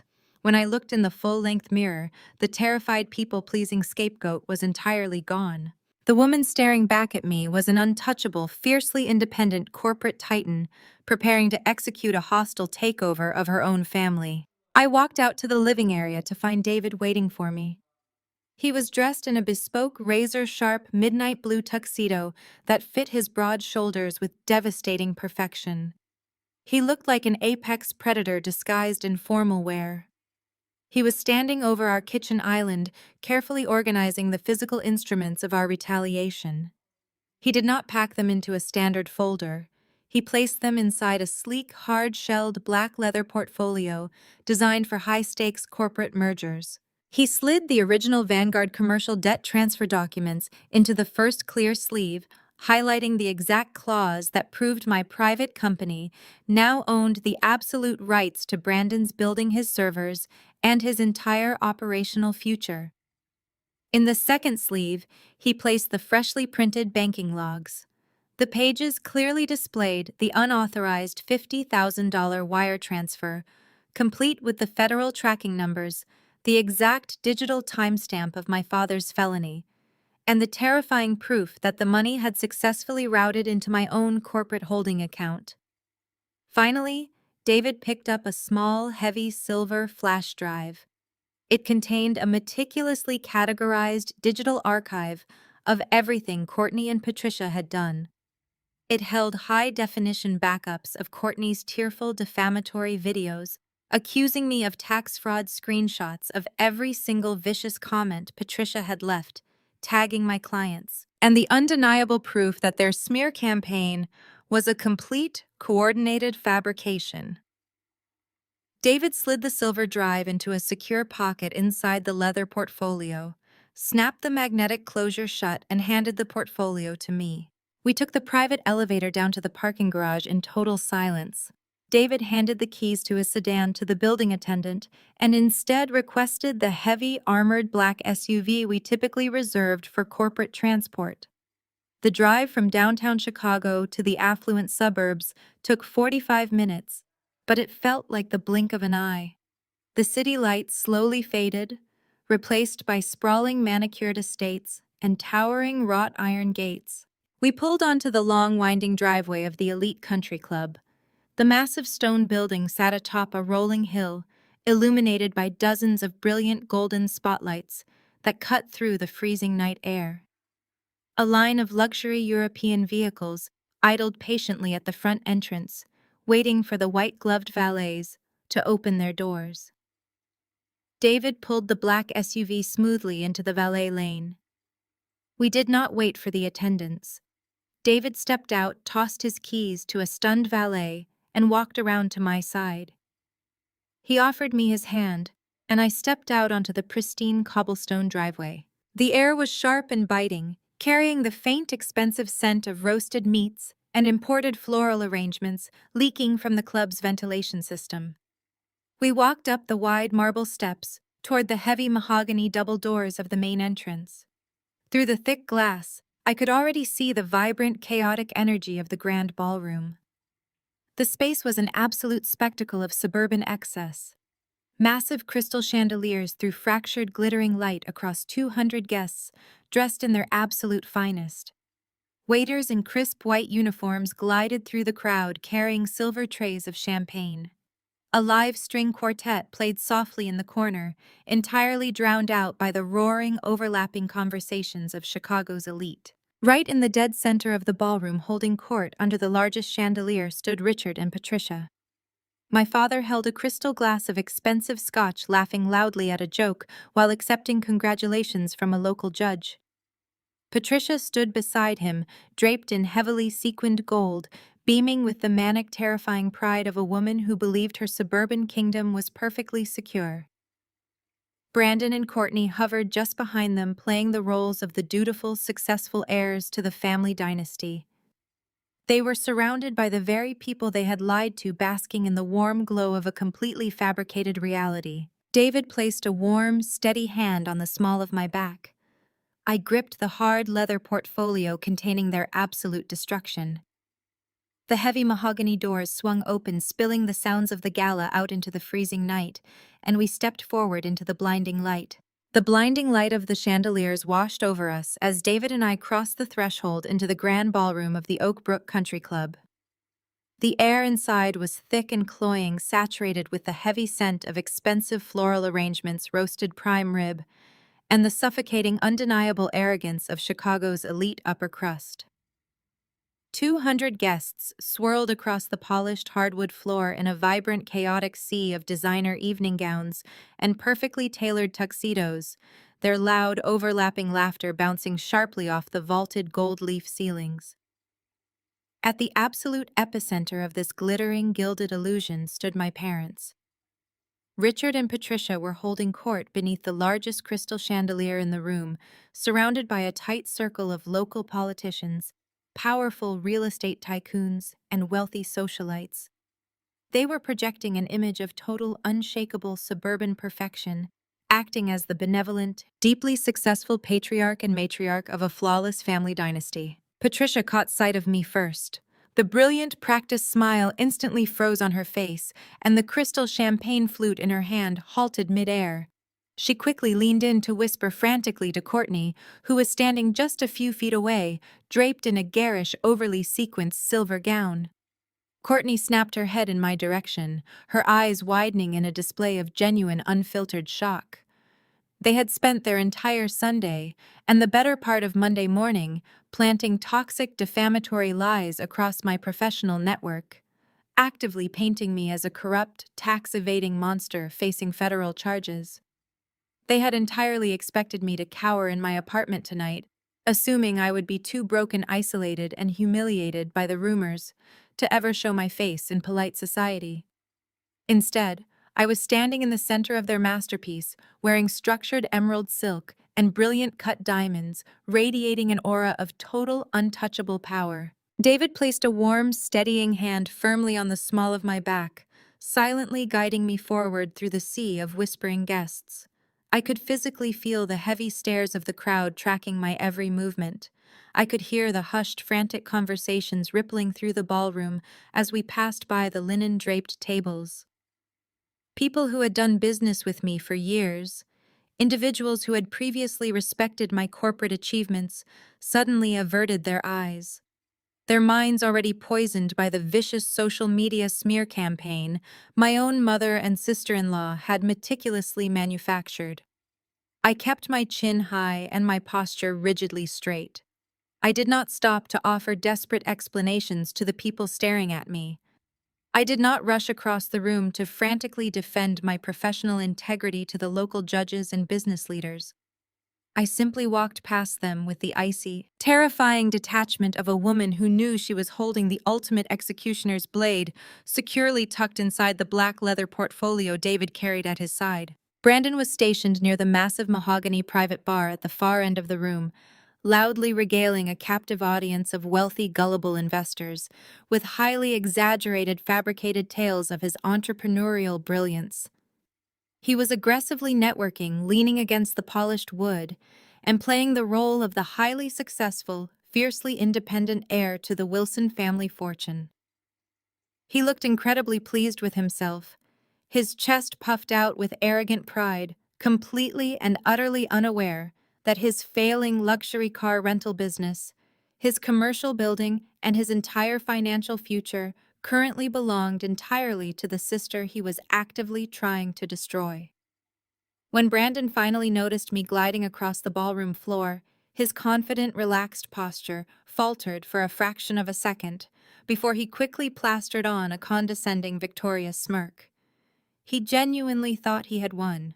He believed Vanguard Capital was currently preparing to seize my digital infrastructure and liquidate my life's work.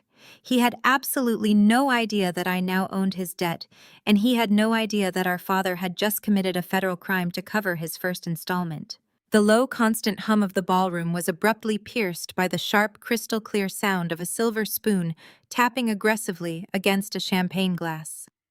The dull roar of conversation immediately died down, replaced by the soft rustle of expensive fabric, as 200 guests simultaneously turned their undivided attention toward the raised main stage at the front of the room.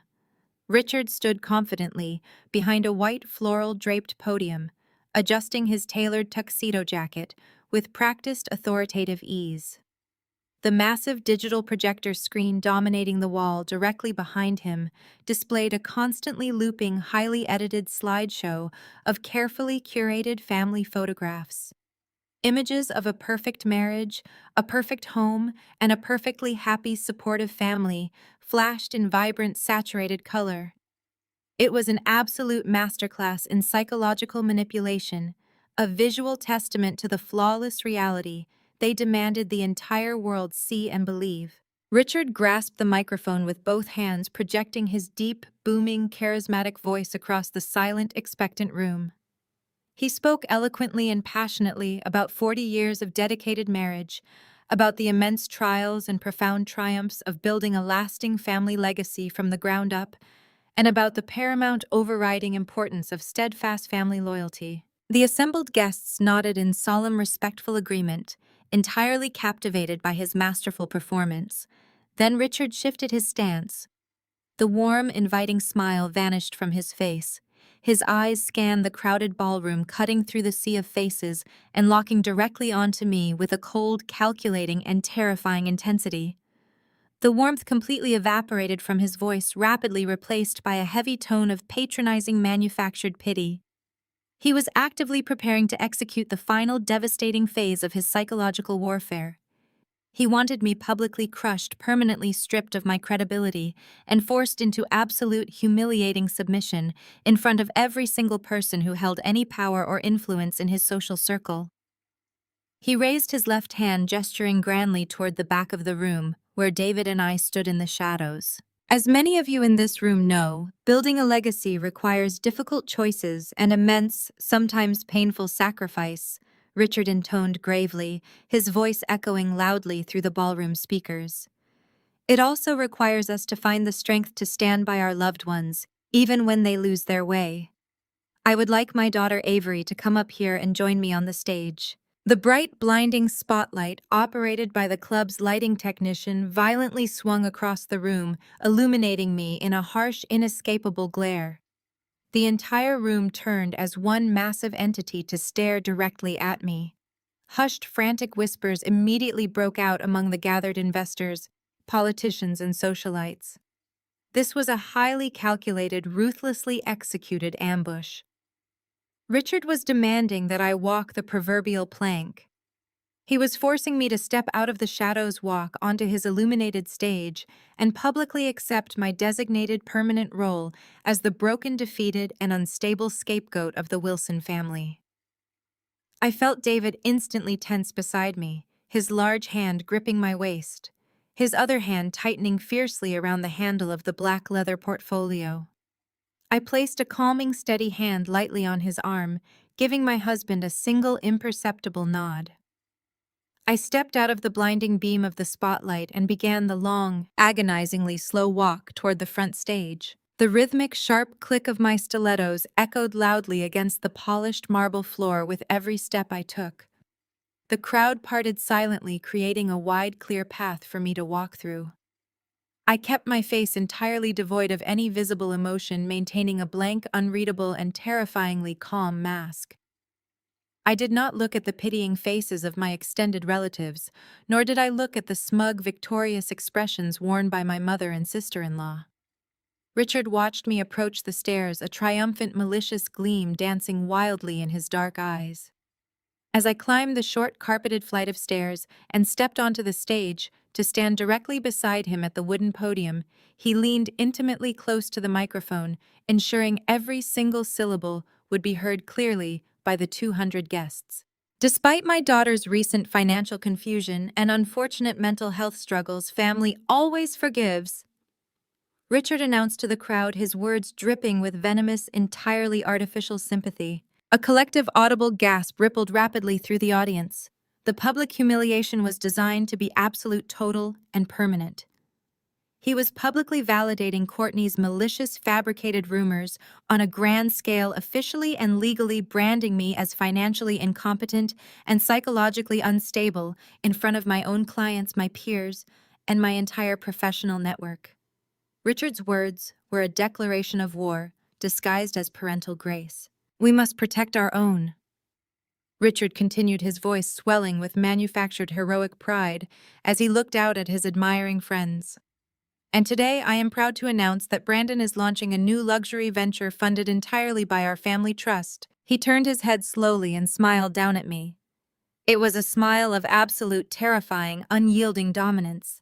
He was standing on a stage bragging about funding Brandon's luxury venture with a family trust, completely omitting the fact that the trust belonged exclusively to me and that he had committed federal wire fraud just hours prior to physically steal that money.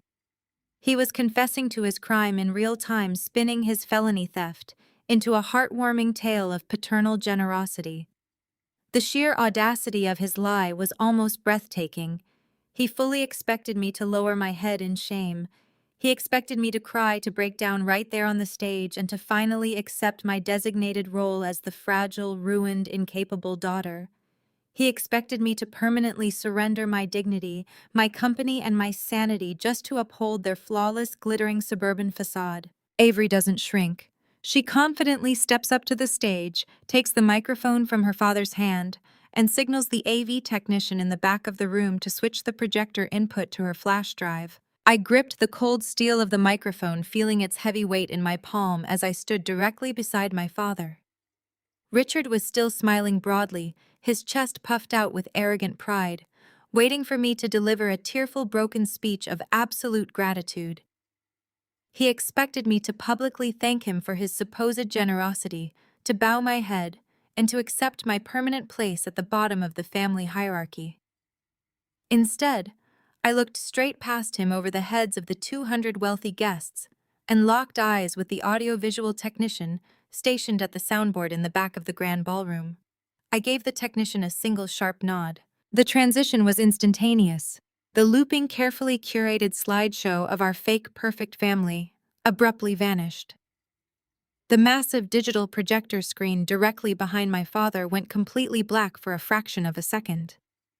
Then, a blinding white light flooded the stage as a high-definition, heavily redacted legal document materialized across the 20-foot display. It was not a celebratory announcement about a new corporate venture. It was an official, undeniable notice of default. The bold black lettering at the very top of the screen was massive, impossible for anyone in the room to misread or ignore. The Vanguard Capital logo was stamped clearly next to Brandon's full legal name and the catastrophic six-figure total of his highly delinquent bridge loan. A collective confused murmur rippled through the vast sea of evening gowns and tuxedos. The clinking of fine crystal glasses stopped entirely. The live string quartet in the corner faltered, their bows freezing mid-note as the musicians turned to stare up at the glaring screen.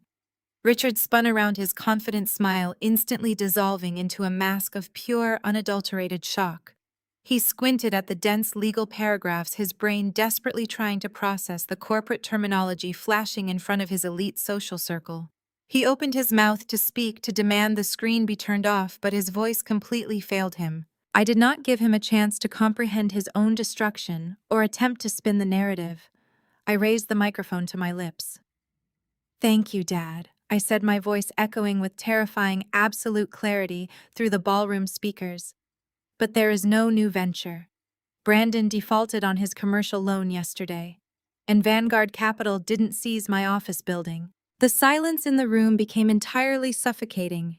It was a thick, heavy vacuum that sucked the oxygen right out of the air. The wealthy investors, local politicians, and country club socialites who had been clapping for Brandon just moments ago now stared at the screen with morbid, captivated horror.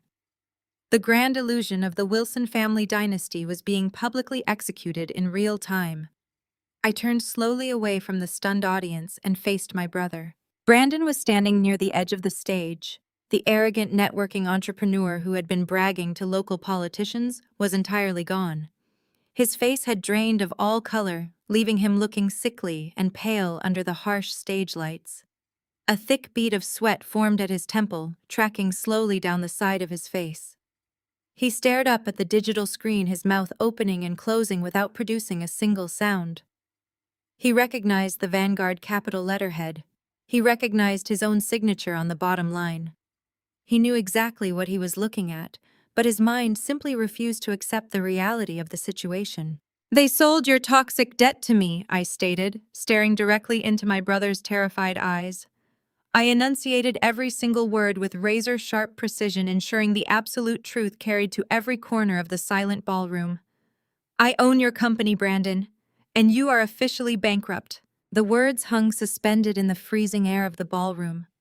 I watched the realization hit Brandon like a massive physical blow to the chest. His knees buckled slightly, and he had to grab the edge of the nearest linen-draped table just to keep himself standing. The illusion of his immense success was completely dead. His luxury car rental business, his expensive tailored suits, his leased sports cars, it was all built on a fragile mountain of high-interest debt that I now legally controlled. I was no longer his scapegoat. I was his primary creditor. I held the absolute undisputed authority to liquidate his assets, seize his inventory, and lock the glass doors to his failing business before the sun came up tomorrow morning. Richard stood frozen beside me at the wooden podium. His hands were shaking violently. He looked from the massive notice of default illuminated on the screen, down to Brandon's crumbling, devastated face, and then finally over to me. The man who had spent his entire life controlling every narrative, manipulating every situation, and demanding absolute obedience was entirely speechless. He was completely trapped in a public cage of his own making, exposed in front of the very society he worshipped. The elite businessmen and powerful local judges he had explicitly invited to witness my final humiliation were instead watching the catastrophic financial ruin of his golden child. His perfect son was a fraud, and I was the one holding the receipts. Suddenly, a shrill, hysterical shriek shattered the absolute silence of the room. Down at the very front VIP table, Patricia violently pushed her chair back. The heavy wooden legs scraped loudly and aggressively against the polished hardwood floor. She stood up, her heavily sequined gold dress catching the bright light of the crystal chandeliers, as she pointed a shaking, accusing finger directly at my face. Her perfectly styled hair was trembling. Her eyes were wide with a manic, desperate denial. The polished, unshakable matriarch of the Wilson family was completely losing her mind in front of 200 of her closest friends. "You're lying!" Patricia screamed, her voice cracking with sheer, unfiltered panic. She slammed her hand down onto the linen table, rattling the expensive silverware and knocking over a tall crystal water glass. The water spilled unnoticed across the white fabric, dripping silently onto the floor. "You're lying. Your father just wired $50,000 to Vanguard this morning to cover his payment. Brandon is fine." The absolute silence that followed Patricia's hysterical outburst was thick enough to choke on. 200 of Chicago's most elite citizens stood entirely frozen, their crystal champagne flutes suspended in midair. Their eyes darted rapidly between the frantic matriarch, trembling at the front VIP table, and the colossal, indisputable notice of default glowing relentlessly on the digital projector screen. David moved with the lethal, unhurried grace of a predator closing in on a trapped target.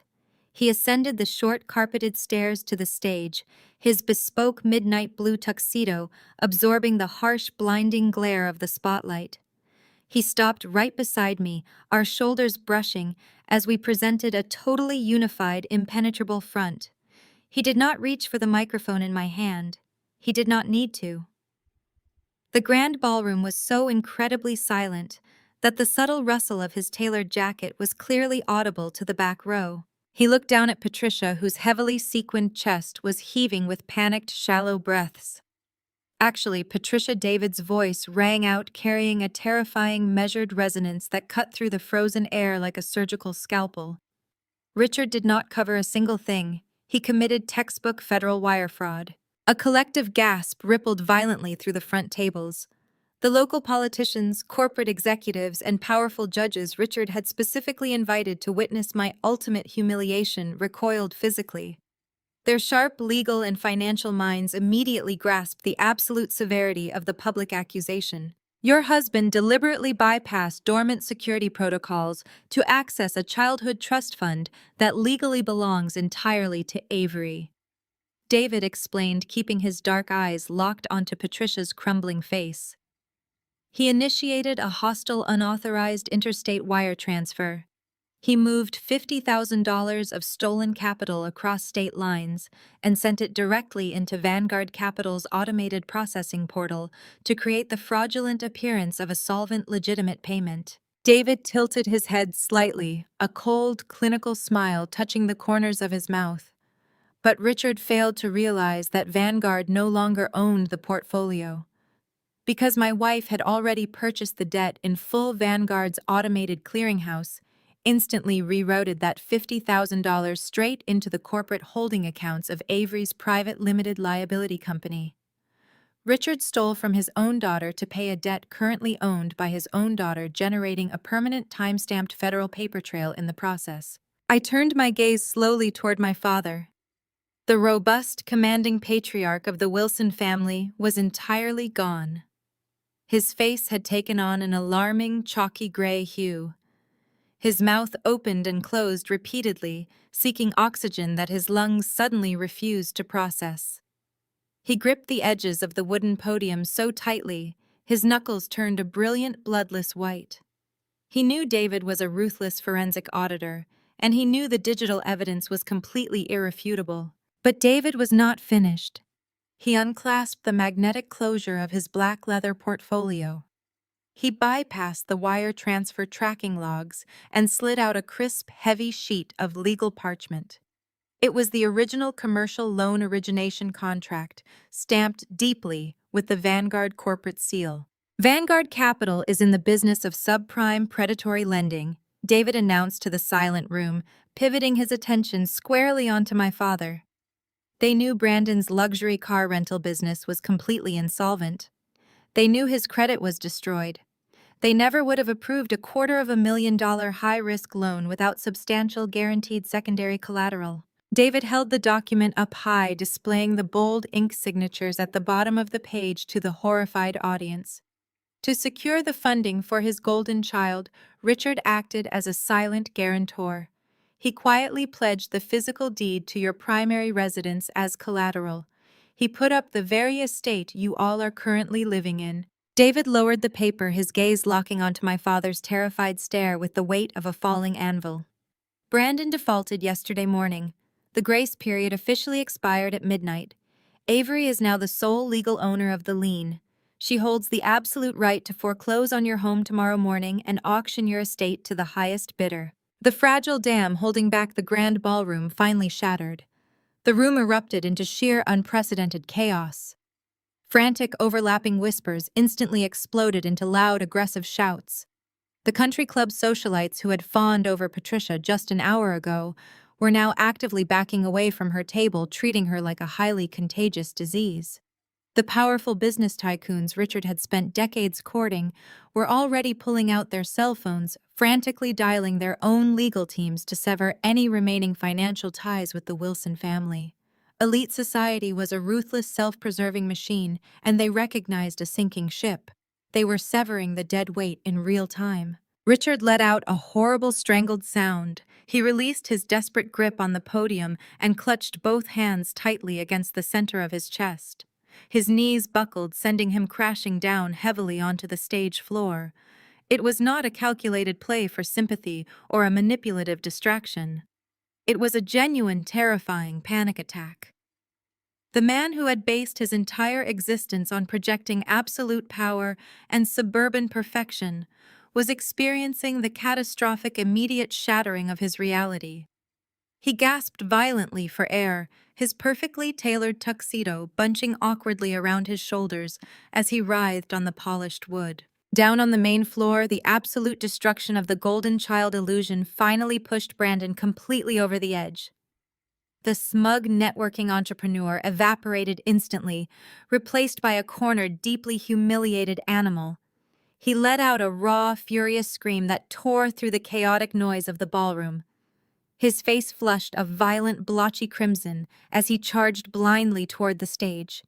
He vaulted recklessly over the short flight of stairs, his hands balled into tight fists, physically lunging directly at David.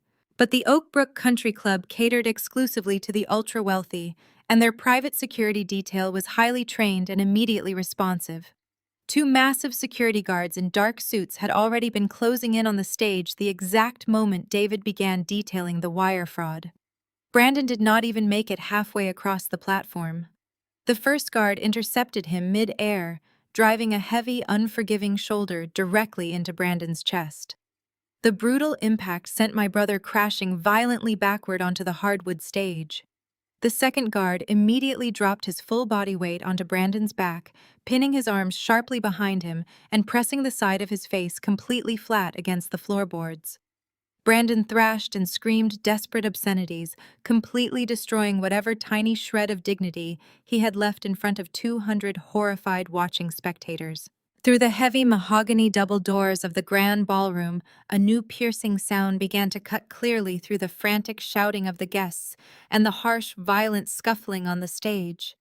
It was the faint, rapidly rising wail of police sirens tearing down the long, winding private driveway of the country club. The high-pitched wail grew louder and more urgent by the second. David leaned down slightly, his voice perfectly calm and steady over the absolute madness surrounding us. He looked at my father, who was still gasping desperately on the floorboards. David informed him that he had personally forwarded the wire transfer tracking numbers, the encrypted banking logs, and the definitive proof of the felony theft to the federal authorities before we even stepped out of our penthouse elevator in Chicago. The flashing lights pulling up to the front entrance were not coming to break up a country club brawl. They were coming to execute a federal arrest warrant for wire fraud. I looked down at my father clutching his chest. I looked at my brother pinned forcefully to the ground by security guards, his expensive suit ruined. I looked out at Patricia, who was standing entirely frozen at her VIP table, her hands covering her mouth in sheer terror as she watched her entire glittering kingdom burn to absolute ash. I did not feel a single ounce of guilt. I did not feel pity. I felt a profound, overwhelming sense of total unconditional liberation. The heavy, suffocating chains of the Wilson family scapegoat had been permanently shattered. I opened my hand and simply let go of the microphone. It hit the wooden stage floor with a loud, aggressive thud that sent a sharp, screeching wave of feedback tearing through the towering ballroom speakers. Several guests physically flinched, covering their ears to block out the harsh noise. I turned my back on the absolute wreckage of my family. I reached out and took David's waiting hand. His grip was warm, solid, and completely unwavering. We walked down the carpeted stairs together, stepping off the stage and onto the main floor. As we moved deliberately toward the exit, the massive, chaotic crowd of Chicago's elite instantly parted for us. They stepped back, pulling their evening gowns and tuxedos out of the way, clearing a wide, completely unobstructed path to the heavy mahogany doors. No one dared to speak a single word to me. No one dared to meet my eye. I kept my chin high, my posture perfectly straight, and the heavy emerald silk of my gown sweeping gracefully across the floor. We walked out of the grand ballroom, leaving the blinding chandeliers and the wailing police sirens entirely behind us, and stepped forward together into the freezing, wonderfully crisp night air. The freezing night air felt like a baptism. We did not look back as the flashing red and blue lights of the arriving police cruisers reflected off the imposing stone facade of the Oak Brook Country Club. The fallout from that night was swift, absolute, and utterly merciless. Richard had built his entire suburban kingdom on the fragile, arrogant foundation of his reputation, and watching it shatter in real time proved to be a fatal blow. By Monday morning, every single one of his wealthy business associates, the very people who had eagerly drank his expensive champagne and toasted his legacy just hours prior, completely severed all ties. They practically tripped over themselves to publicly distance their portfolios from a man facing a massive federal indictment for wire fraud. Richard was stripped of his elite country club membership, immediately removed from his corporate boards, and left entirely isolated in a social vacuum of his own making. Brandon fared even worse. The golden child was finally forced to face the crushing, unforgiving weight of reality without our parents to absorb the impact. With his luxury car rental business legally handed over to me, his servers seized, and his operating capital completely locked down, he officially filed for bankruptcy before the end of the week. Courtney did not wait around to play the role of the supportive, standing by her man's suburban wife. The very second she realized the Wilson family vault was empty and the country club status was gone, she filed for divorce. She cited extreme financial infidelity, claimed full custody of their children, and ruthlessly drained the few remaining personal assets Brandon had managed to hide.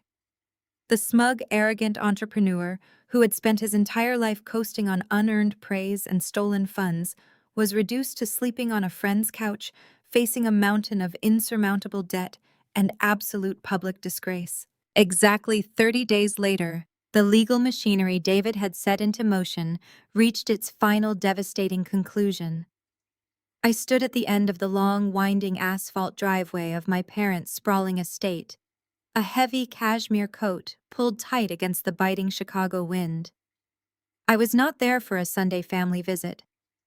I was there as the primary lien holder, officially overseeing the foreclosure of the pristine suburban mansion I had grown up in. Two large commercial moving trucks idled near the grand entrance, their crews systematically stripping the house of its imported furniture, expensive artwork, and Waterford crystal. The physical monuments of my parents' toxic favoritism were being boxed up and carried away to satisfy the mountain of debt Richard had so recklessly guaranteed. I watched a worker carry out the heavy mahogany dining table where my mother had spent decades meticulously pointing out my supposed flaws. I felt absolutely no attachment to the structure. It was just woodstone and terrible memories. Several prominent real estate agents had contacted my firm over the past month, eager to flip the highly desirable property to another wealthy family looking to buy into the exclusive neighborhood. I declined every single one of their lucrative offers.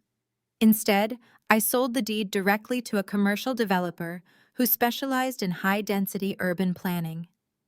I signed the paperwork authorizing them to completely bulldoze the immaculate manicured estate and erect a sprawling multifamily affordable housing complex in its place. It was the exact type of neighborhood development my elitist parents had vehemently despised and actively lobbied against for decades at their town hall meetings. Knowing their precious, exclusive suburban kingdom would be replaced by the very thing they considered beneath them was the ultimate poetic justice. The final desperate gasp of the Wilson family dynasty arrived 2 weeks later. I was sitting at my sleek glass desk in my downtown corporate office, reviewing the final contracts for a massive software acquisition, when my receptionist buzzed my secure line. She sounded incredibly hesitant, explaining that a highly distressed woman claiming to be my mother was demanding to see me immediately. I did not panic. I simply told her to send the woman in. The heavy frosted glass door swung open, and Patricia stepped into my office. The sight of her was almost jarring. The flawless, heavily sequined matriarch who had commanded the country club ballroom was completely gone. Her hair was unstyled and flat, lacking its usual voluminous blowout. Her designer clothing looked rumpled and slept in, and her face was pale drawn and devoid of her signature expensive makeup. She was dragging two large, heavy suitcases behind her, the wheels scraping loudly and awkwardly against the polished concrete floor. She abandoned the luggage near the doorway and rushed toward my desk, tears streaming freely down her face. "Avery!" she sobbed, her voice cracking with raw, uncalculated panic. You have to help me. The bank took everything. The accounts are completely frozen because of the federal investigation into your father. He is staying on a cot in his lawyer's back office, and I have absolutely nowhere to go. My friends will not even return my phone calls. They pretend they do not know me. She reached across my desk, her trembling hands grasping desperately for mine. Please, Avery, I know we made mistakes. I know things were difficult and I was harsh. But I am your mother. You have that massive penthouse downtown. You have the guest room. I just need a place to stay until this all blows over. Please, you cannot leave me out on the street. You are my daughter.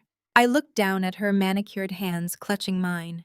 I searched myself for any lingering trace of the desperate, eager-to-please daughter who had spent 33 years begging for this woman's affection. I searched the deepest corners of my heart for guilt, for obligation, for any small flicker of familial duty. There was absolutely nothing left.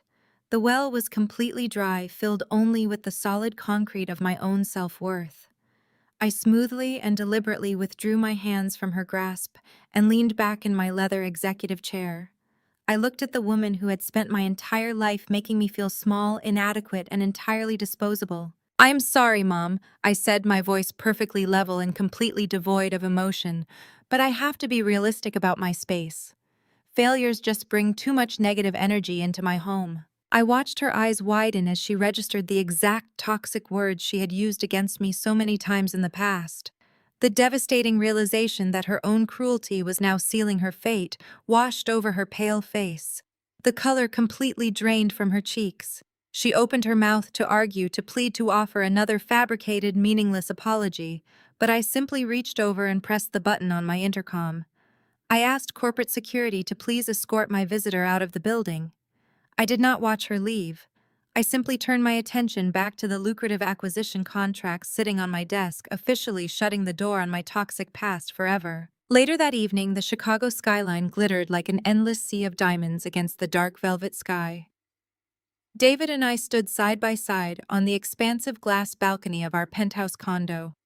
The freezing wind whipped around us, biting at our coats, but I felt incredibly warm inside. I leaned against the sturdy metal railing, taking in the magnificent view of the city we were actively conquering together. David stepped up beside me, handing me a crystal flute filled with expensive vintage champagne. He raised his own glass, the golden liquid catching the ambient neon light of the city below. To the successful acquisition of Horizon Tech, he said, a warm, genuine smile lighting up his sharp features. And to the absolute strongest, most brilliant woman I have ever known. I smiled, the heavy, suffocating weight of my past completely absent from my shoulders for the first time in my life. I raised my glass to meet his, the delicate crystal chiming brightly in the quiet night air. Just as I took a sip, the cell phone resting on the small patio table beside me began to buzz violently against the metal surface. The bright screen illuminated the darkness, displaying an unknown, unlisted number. It was undoubtedly Richard calling from a borrowed phone to beg for a financial lifeline, or Brandon calling from the dark to hurl desperate, empty threats. I looked at the glowing screen for a single quiet second. I did not feel a spike of anxiety. I did not feel the familiar twisting knot of obligation in my stomach. I simply reached over, picked up the device, and casually pressed the decline button. Then, with a profound, overwhelming sense of finality, I powered the phone off entirely and set it face down on the table. The screen went black, cutting off their desperate access to my life permanently. I turned back to my husband, wrapping my free arm securely around his waist as we looked out over the glittering city. I took another sip of champagne, feeling the absolute, undeniable peace of a woman who had finally won her freedom. The story of Avery and her family serves as a powerful reminder that the blood running through our veins does not dictate the respect we deserve. For years, Avery sought validation from parents who were entirely incapable of seeing her true worth, completely blinded by their obsession with a fabricated image of perfection and their undeniable favoritism toward her brother. Her journey illustrates that true empowerment begins the exact moment you stop waiting for an apology that will never come and start building your own solid, independent foundation.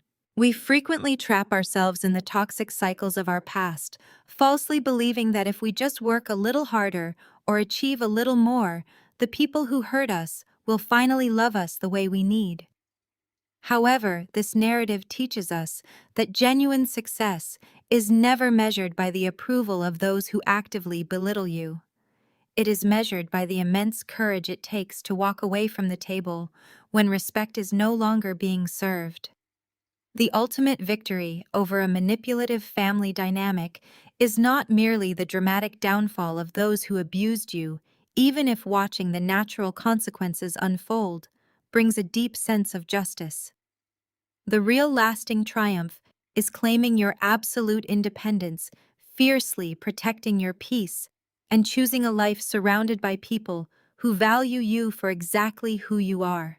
Please share your own experiences in the comments below and let us know how you found the strength to draw hard boundaries with toxic relatives. If this story of resilience and reclaiming personal power resonated with you, hit the like button and subscribe to the channel for more inspiring narratives about overcoming adversity and defining your own success.